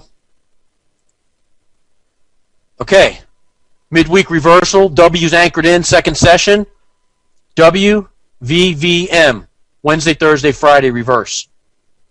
That's why you don't need to spend days and hours doing technical analysis. When you become proficient and can identify the midweek reversal or the peak formation anchor points of the cycle, you'll be quickly able to identify the technicals on the market maker side of the market, not on the where the average crossed over, what part of the cycle am I at, is that support and resistance from October 1905, will that hold? Understand? I said this in my presentation on the sales side of the business, that you don't got to spend hours and hours trying to analyze the technicals. You analyze a chart over 3 to 5 days, identify the anchor point, start of the cycle, and you know what to expect on every pair at any given time. Because the market makers have their own cycle and their own way of handling things. You now know how to handle that. Or you're getting there, or I'm getting you there. We'll figure it out, okay? All right. The cycle, as I said earlier, is based on trader psychology. Really, it's based on human psychology. Fear, greed, and inexperience are used to prey upon the traders. The newbies that don't know anything, fear that you're missing the move, greed that you're going to maximize your gain. Those are the emotions that everybody feels in this business.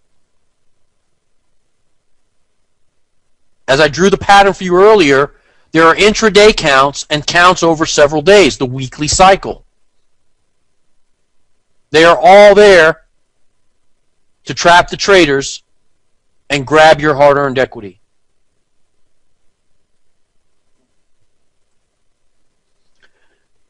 I've seen people write this a couple of times to me in chat. Oh, Elliott wave, blah, blah, blah. No.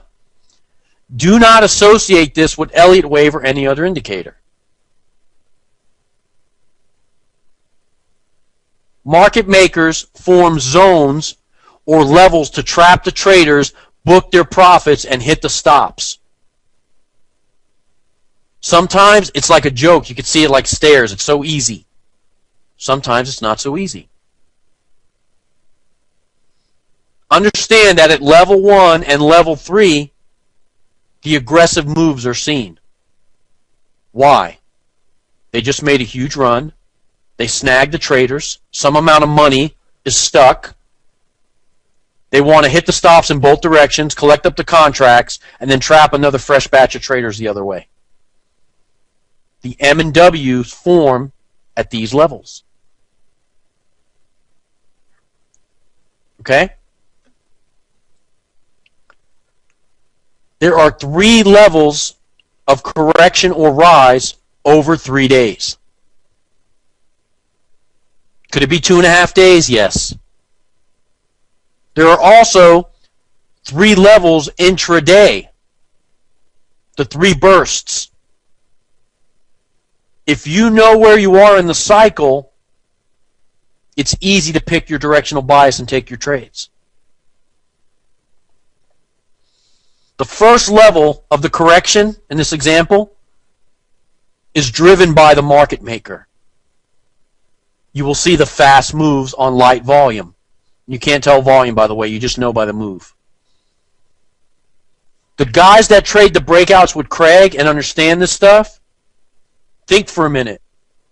Even if you haven't traded with Craig, just think for a minute. Open your mind for a second. Ever seen a candle spike really fast?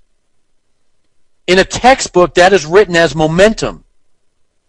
But what's really going on is the market maker is flashing the pair with as little money as humanly possible to get it to move or spike. And other times you've seen the breakout slow and steady, a smooth run. The slow and steady move is the real directional move by the market maker.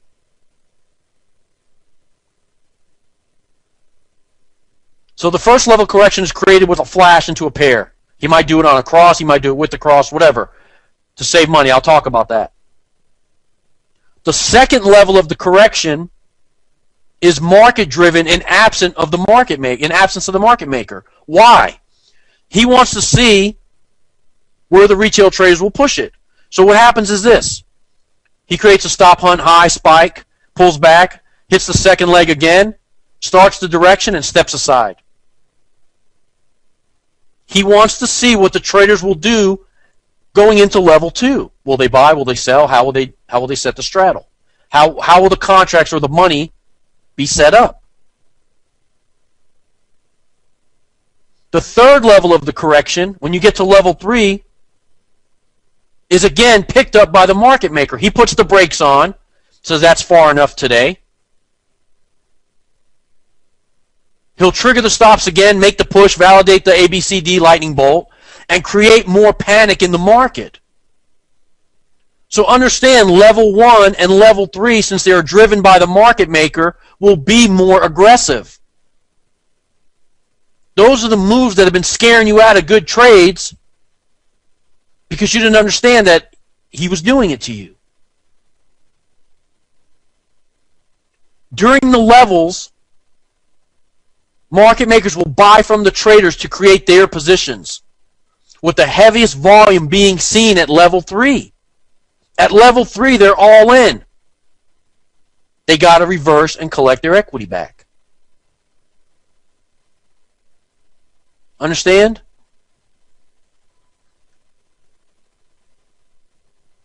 When the signal appears, simply buy or sell third level rises and third level corrections against the retail traders.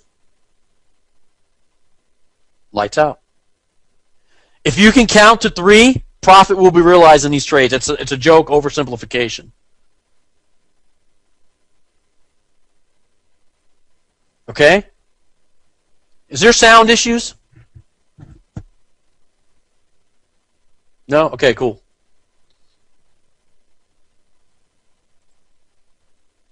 Okay, now, this is going to piss you off. It should. In addition to each of the 3 levels, there is a corresponding level of consolidation. Level 1 consolidation. Level 2 consolidation. Most of the time,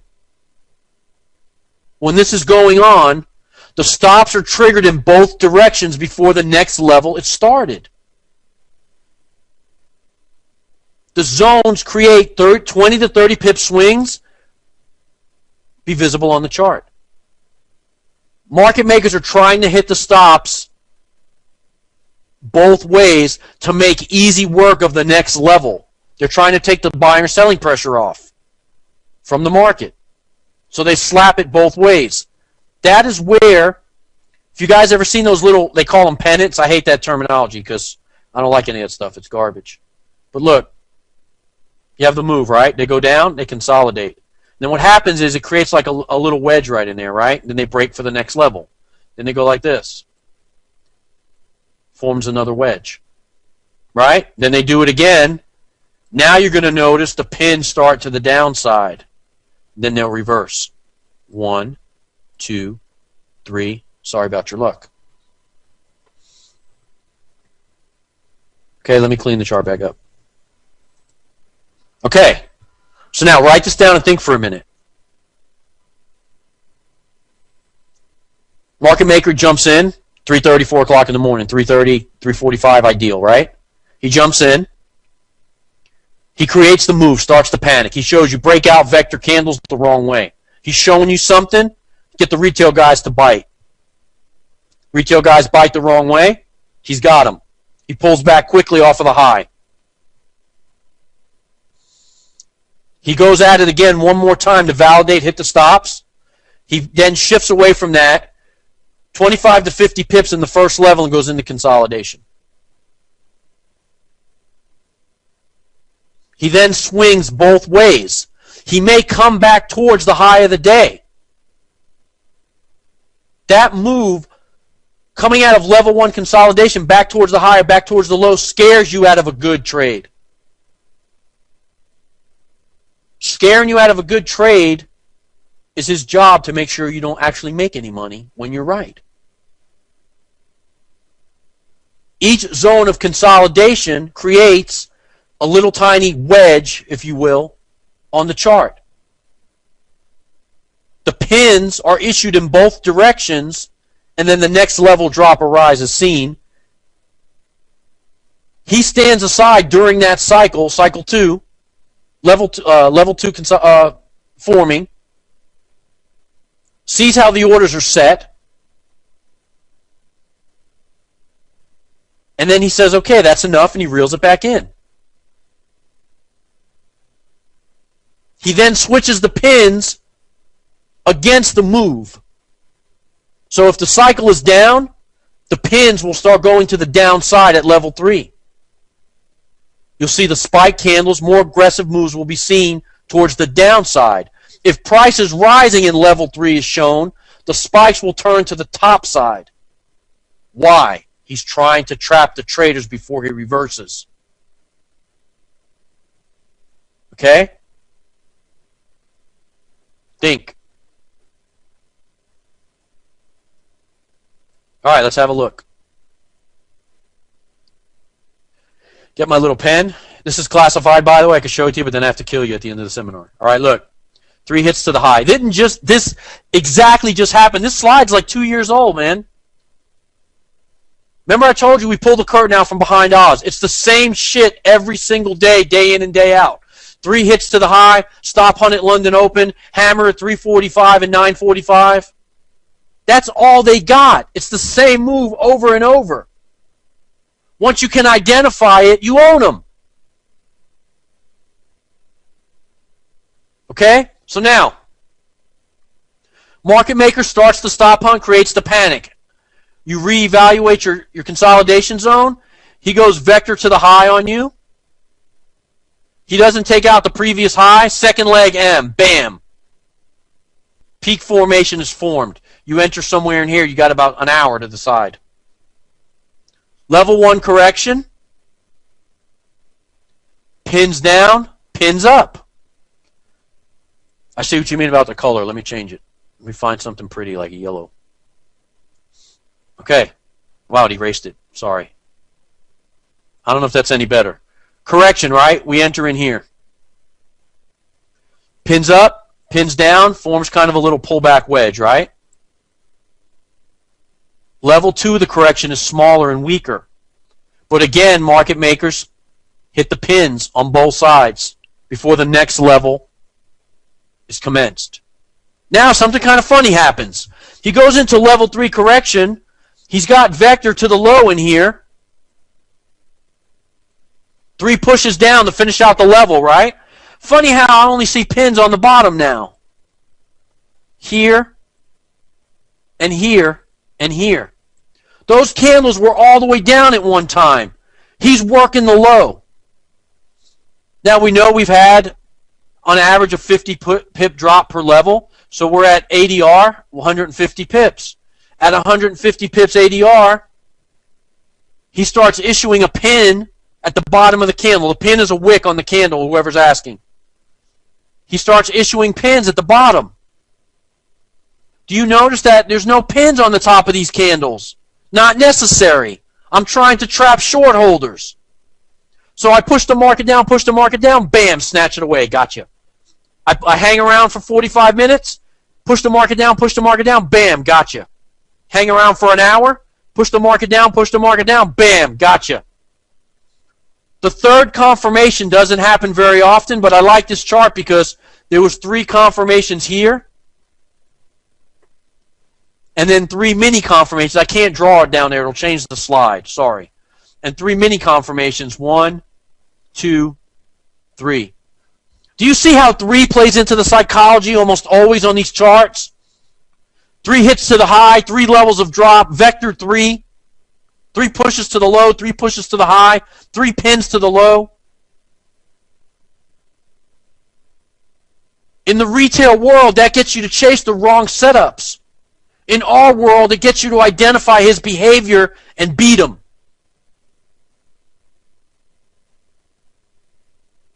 Understand that this happens all the time in the market, in every market. You just have to identify it in real time, and the journey starts tonight.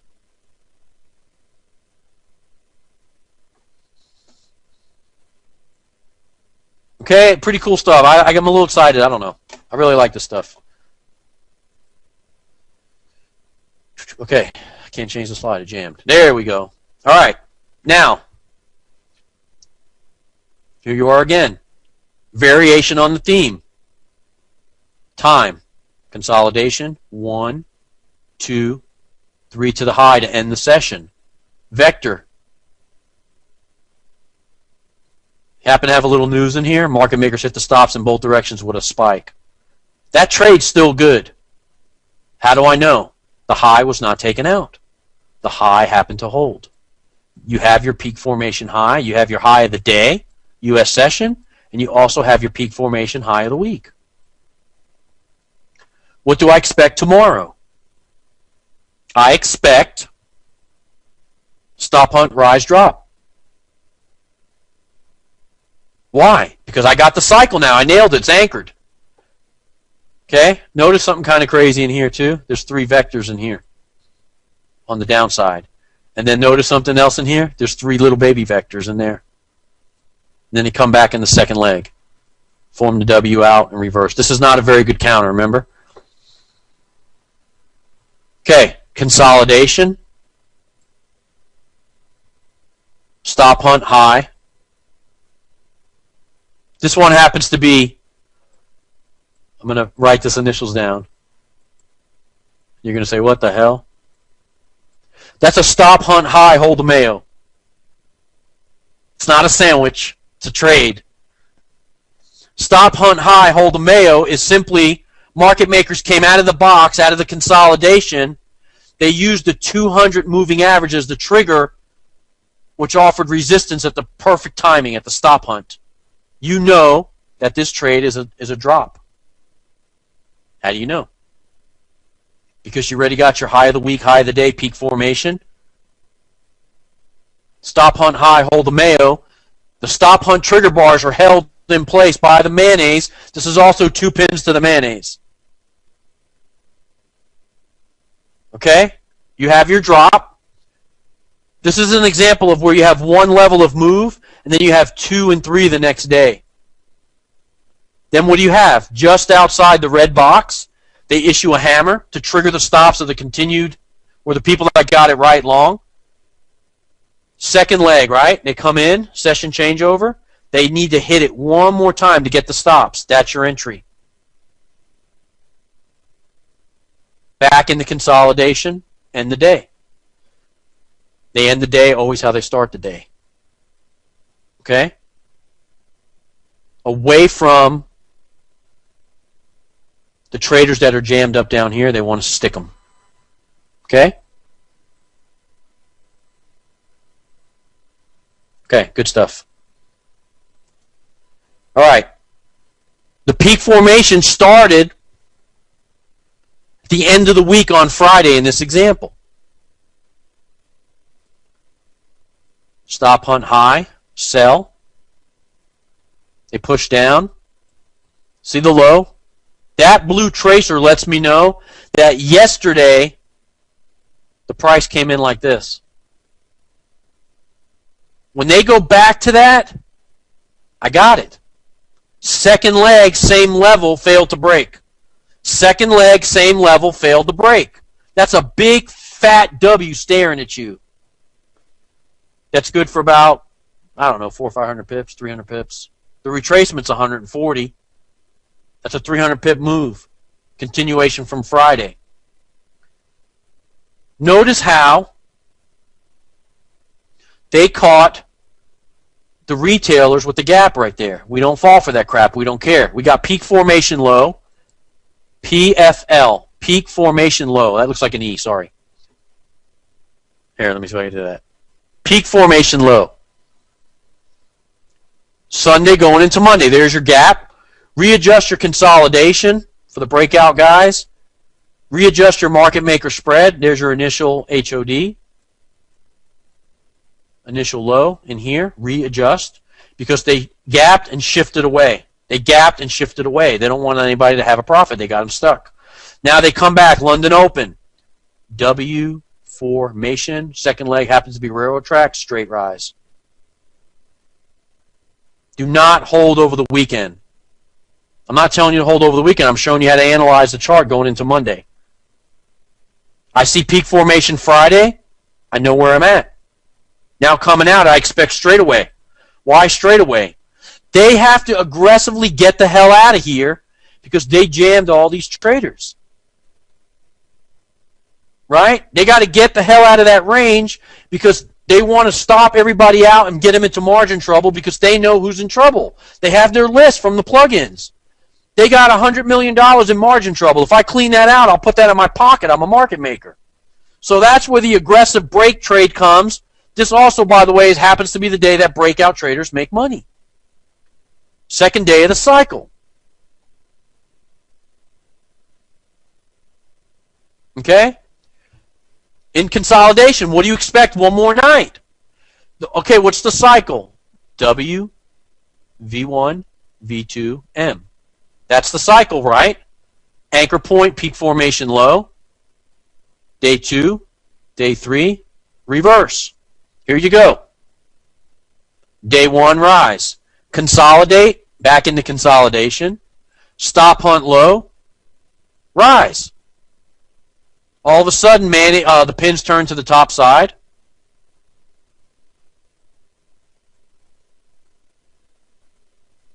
Three levels of rise built into there. They come back just outside the U.S. Open, issue railroad tracks, retrace 140 pips, in case you were bored.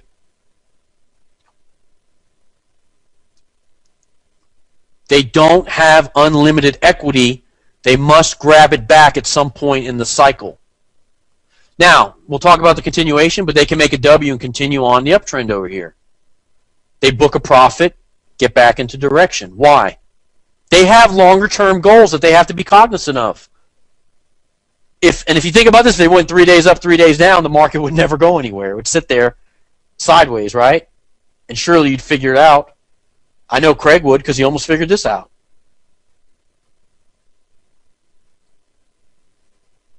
Now, if you notice that trade, 150 pip retracement, 2 pins to the mayonnaise.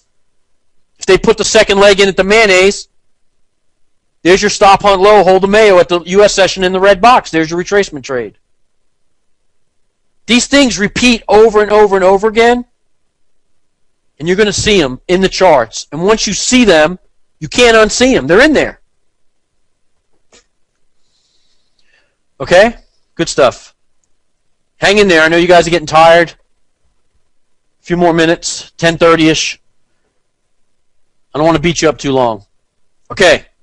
Now, here's the thing that's going to piss you off. This pisses me off. You know your support and resistance bullshit stuff you've been drawing on the chart? It's a hoax. It's a hoax. The consolidation zones created during these moves intraday create false support and resistance level that the market maker puts that's visible on the chart.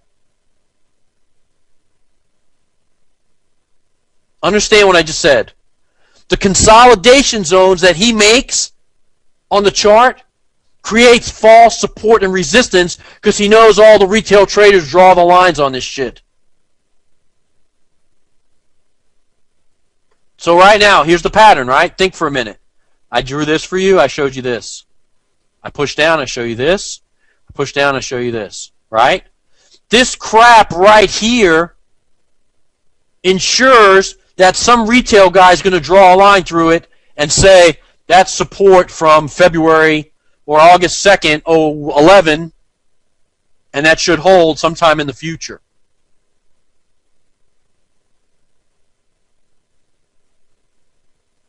He creates those zones to make you draw the lines.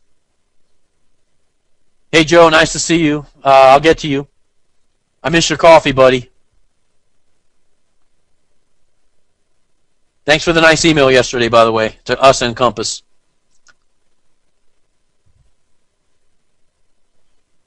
Okay, now, to sum this up a little bit, level 1 and level 3 aggressive moves will be seen. Market makers must book a profit and do so at level 1 and 3. Level 1 can be previous level 3. 3 levels of rise, they go into stop hunt, hit stops high, drop. That's your level 1, your new peak formation. Level 3 becomes the reversal and starts level 1. I know it's confusing, but think for a minute. If I have a trade that goes down 3 levels, 1, 2, 3, hit the stops one more time and rise, this becomes the new direction, right? Level 3 has now become level 1, 2, and 3. Understand? If they're going to continue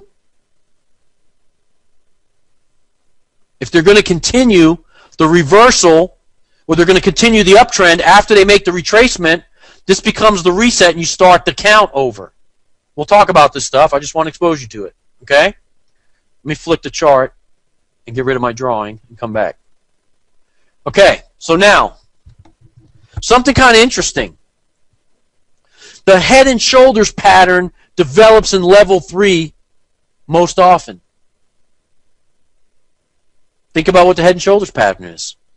Hit the high, pull back. Hit the stops, pull back. Hit the stops one more time. Sorry about your luck. Just kidding. Shoulder, head, shoulder. The difference is between us and everybody else in the retail world, they want you to take that pattern at the neckline. It's over at the neckline.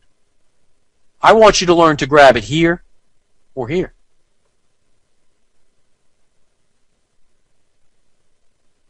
Okay? I'm going to talk about it more, don't worry. Here's what I mean. 3 levels of drop going into the next day. Right? Here's the M formation. Nice drop. Consolidation. False support and resistance on the chart. False support and resistance on the chart. This lines up with some crap you'll project down here when you feel good. They come in, spike the low. Asian session. Shoulder. They pull back aggressively. They come in, spike past the low to pick up the pendings. Breakout guys. Snatch the market away from you. Hit the stops of anybody that was correct in this aggregate. Anybody that didn't move to break even, anybody that went to break even gets scratched out on the second pass. Either one of these is an acceptable shoulder, here or here, okay? Railroad tracks going into the session. But isn't the head and shoulder pattern, let me toggle this. Isn't the head and shoulder pattern a variation on a W? Ends on an M? Think. Forget about it. Amputate this guy's shoulder. We don't need it. Get rid of it. There's your spike to the low. Second pass. W formation. Take. You're in right here. Bam. The third try coming back doesn't take out either one of these levels. Trade is still good. Okay? So, this behavior exhibits level 3. Do not enter the trade after the dang neckline's broken. You're missing the whole thing. The move is in here or in here. Okay? Again, there you go. Level 3 behavior. Why? Because what they do is they're showing you a downtrend, right? Averages are separated. The 50s past the 200. Water is below the mayonnaise. The 50 EMA is trading below the jar of mayonnaise, the mayonnaise, white, okay? Now, that's a retail trader's downtrend. What do you do as a retail trader? Buy the rallies, sell the rallies in a downtrend. Sell here, right? But what's really happened is they've made the aggressive move towards level 3, issued a hammer, formed the low, come back, spike to that low, but don't take it out. There's your proper entry on the head and shoulders. And there's your straight run up. Do not go against the market maker setup. Trade in line with him. Okay, you can trade both ways on level 3, but that's more advanced. I'll talk about it later. I want you just to get the basic concepts right now. The bias should be changed from a downtrend after 3 levels of drop. Head and shoulders is seen. But look, just think about what this is. Draw this box right here. Took it out for you to see it. Okay, hold on, let me start over. Draw the box right here, okay? At the session open, they pick up the breakout guys, spike them out long, spike them low short, break plus a close, you enter here short. Gotcha, just kidding. R group enters here. Okay? And in 3 bars, you're up big. Because this is usually a 50 pip channel. 50 pip Tokyo channel, right? They already, 1 bar is shifted off the low, 50. This next bar is about 50 right here. Then they chop around a little bit, hit it again. 50. There's your ADR. You understand? Okay. Never trade against the peak formation out of level 1 consolidation. That's the day the breakout traders are rewarded. The straightaway develops here most often. Market makers have gotten what they need at the head and shoulders, the aggressive moves, and the traders are jammed going into tomorrow. Trapped. They will not come back to the level, because if they do, it releases all that money back into their accounts of the traders. Understand? By repeating back towards the level, They allow the traders to click out at +1, +5, -2, -3. They're not in the business of letting people out. They're in the business of jamming people. So understanding that keeps you in the right directional bias. WVVM, MAAW. Okay, my throat's starting to hurt. Don't confuse the 3 swipes at the stop loss, the vector 3 candles. Don't confuse the 3 pushes or pulses to the stop loss levels with the 3 levels of rise or correction. Some people are like, I don't understand. The 3 levels or 3 swipes at the stops are like this. They're tight and they're bursts. I'm going to cover that tomorrow. But then you have the 3 levels of move of approximately 50 pips each, depending on the pair. Australians like 35 pips each. Okay? Whitney, you know this stuff. I don't understand what you're asking me. Okay, now, we're going to end on this next couple of slides. Once you understand how the market is structured, there's only 4 trades that you should be looking for. These trades are 90% accurate and will not fail. I know publicly I can't say that because people think I'm absolutely insane. But I promise you, when you delve into the forum and start looking around at the family, you're going to see Carr, Kim, Granny, Scott, Alan Black, Rick. Their numbers are sick. Dave McCoy now, Zen and Diane. 7 out of 8 for the week, 5 out of 5, 4 out of 5 for the week with a net profit of 10 grand. These numbers are unheard of in this business because people are following the basic retail technicals and they're scared when I say that shit. They think I'm crazy.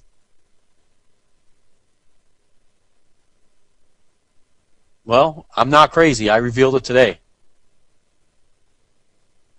Okay, so now, mastering the handful of setups that I'm going to teach you in here will ensure your success rate. Tommy just posted he was 87.5% for his first week. Fantastic.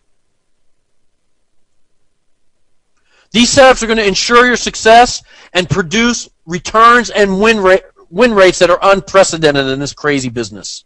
I promise you that.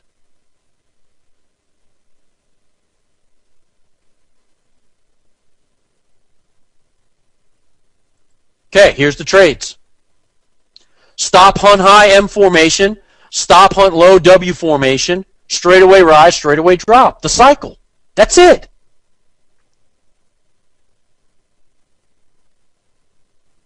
Too simple, right? You need some like dots on there and shit. You need some BBs, MACDs. What the hell? It's too easy. If you take all the crap off your chart that I put on there for you, by the way, and just look at the price action, what they're doing, you're going to start to see the drawings that I've drawn for you. I talk about that stupid picture that was out. I don't know. I think I was in my 20s. It was a long time ago. You know, there was like flying saucers and dinosaurs and there's a bunch of dots. And you stare at it and you can't see shit. You're like, what the hell's that stupid dot painting somebody made? Something happens after you blink looking at it for a few minutes. You blink and all of a sudden the picture opens up and you can see flying saucers, dinosaurs, orange cows, green stars, blue clovers. I don't know what the hell's in those pictures. I never could do that, by the way. That's how I want you to look at a chart now. I want you to look at a chart with a different eye, a different set of beliefs and understandings. And I want you to blink, and all of a sudden you see the M's, the W's, the flying saucer market makers, the dinosaurs eating your stops. Understand? When you look at it with what I'm showing you, and it clicks, it's game over for you in your trading business. You own it. I don't know how long it's going to take you to look inside the 3D art and for it to change. Everyone's different. I still can't see 3D art. I don't want that to happen to you. I want you to be the starfish that I threw back. I want you to be the person that gets this and has success in your life. You all deserve it. Okay, it's 10:43. I'm going to end here. It's a good spot. I'm sorry if you're tired. I went a little longer than I like to go. I usually try to break around 10:30. Homework for tomorrow, my friends. You didn't want to hear it, but here it is. I want you to go back, and I want you to mark the charts. I want you to do Euro USD and GBP USD. And I want you to write on the chart everything I taught you today. You new guys do it. Old guys don't do it because I'm gonna be slammed. I will look at all the emails tonight or tomorrow before class. Let me get a little white piece of paper over here. Let's see. Let's see. White screen, white. Okay. Here we go. I need my pen. Euro USD. GBP USD. Go back as far as you want. I don't care. Go back a month, go back 2 months, whatever. Okay, now, I want you to label everything that I talked about on the chart. I don't know if I spell that right. All right, let me review for you because you're probably like, what the hell did you talk about? I'm confused. All right, I want you to label. I'm going to make a little list. Vector candles, 3 swipes at the high or low. W's, M's, 3 levels of rise, 3 levels of fall. I want you to label end the day in consolidation. I basically want you to find this on every chart that you can. 1, 2, 3 to the high, pull back, hit it again. 1, 2, 3, W, reverse, end the day. I want you to label this. I want you to note the pins, the timings, the hammers, orange hearts, blue stars. I want you to label everything I talked about for the last 4 hours. Okay? Remember my email address? It's in the beginning of the slide. steve@mmmforex.com. I'm going to go through as many as I can. It's going to be a lot, but I'm going to get through them. I always do, I promise. And I'm going to take 2 or 3 of the outstanding ones, and I'm going to post them tomorrow for our review. We'll talk about it at the opening of the session. Okay? Any questions pertaining to today's information and homework that I can help with right now? Zen and Kim have been answering and typing in there, helping out with the questions. That's fine. Nice to see you, Lou. Can I type my email address? I can't type it because it won't type on the screen, but I can try to write it. Let's see. It's my name, Steve. Wait, let me toggle this and clean it up. Start over. All right, shit, it won't toggle. All right, STEV. See, you should have wrote that down. I told you to take notes. Steve at Forex, Forex.com. I have another email address coming. I'm just too lazy to set it up on my Outlook. Sorry. Take a snapshot. Use Jing. Use screen capture tool. Lou, don't do it, man. Don't send me any charts, buddy. Okay, look. All the new guys only. Take a screenshot of your chart. Mark it up. Use Paint. Take a screenshot of the chart. Use Paint. Mark it up. Vector candles. Breakouts of the box. Stop hunt low. Hey, Lauren. How you doing? Stop hunt low. Stop hunt high. 3-level drop. Reverse pins. Mini consolidation zones within the range. Within the end of each drop. All the stuff I just talked about. I want to see if you learned anything or you sat here like a vegetable for 4 hours. 5 hours, sorry. Okay? Kelly, thank you. Lou, thanks. You're a ball buster. 15-minute chart. Yes, Whitney.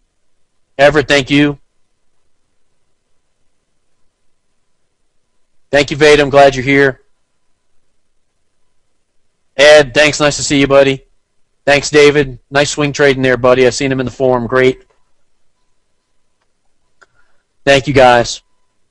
This is good stuff, man. I love teaching it as much as I hope you love learning it. It's awesome. Peter, how you doing? Bruno, Tony T from Florida, hope you're doing okay. Subio, nice to see you, buddy. Quit smoking, man. I'm going to quit Diet Coke, you quit smoking.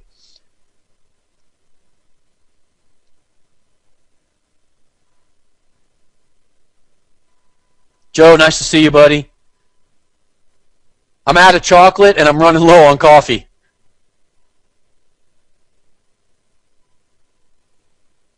Thanks, guys. Thank you, John. Thanks, everybody. All right, listen, I'm going to end it here. Have a great night. I'll rest my voice. I promise I'll be just as jacked up tomorrow. Leah, nice to see you. Alan.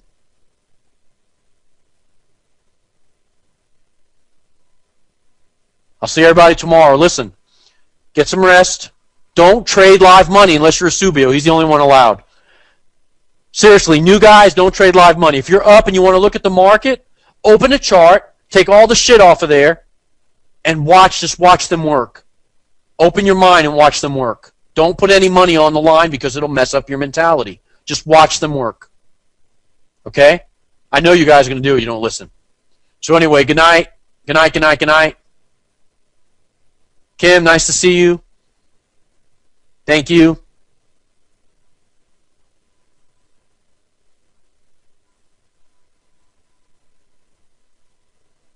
Okay, good night.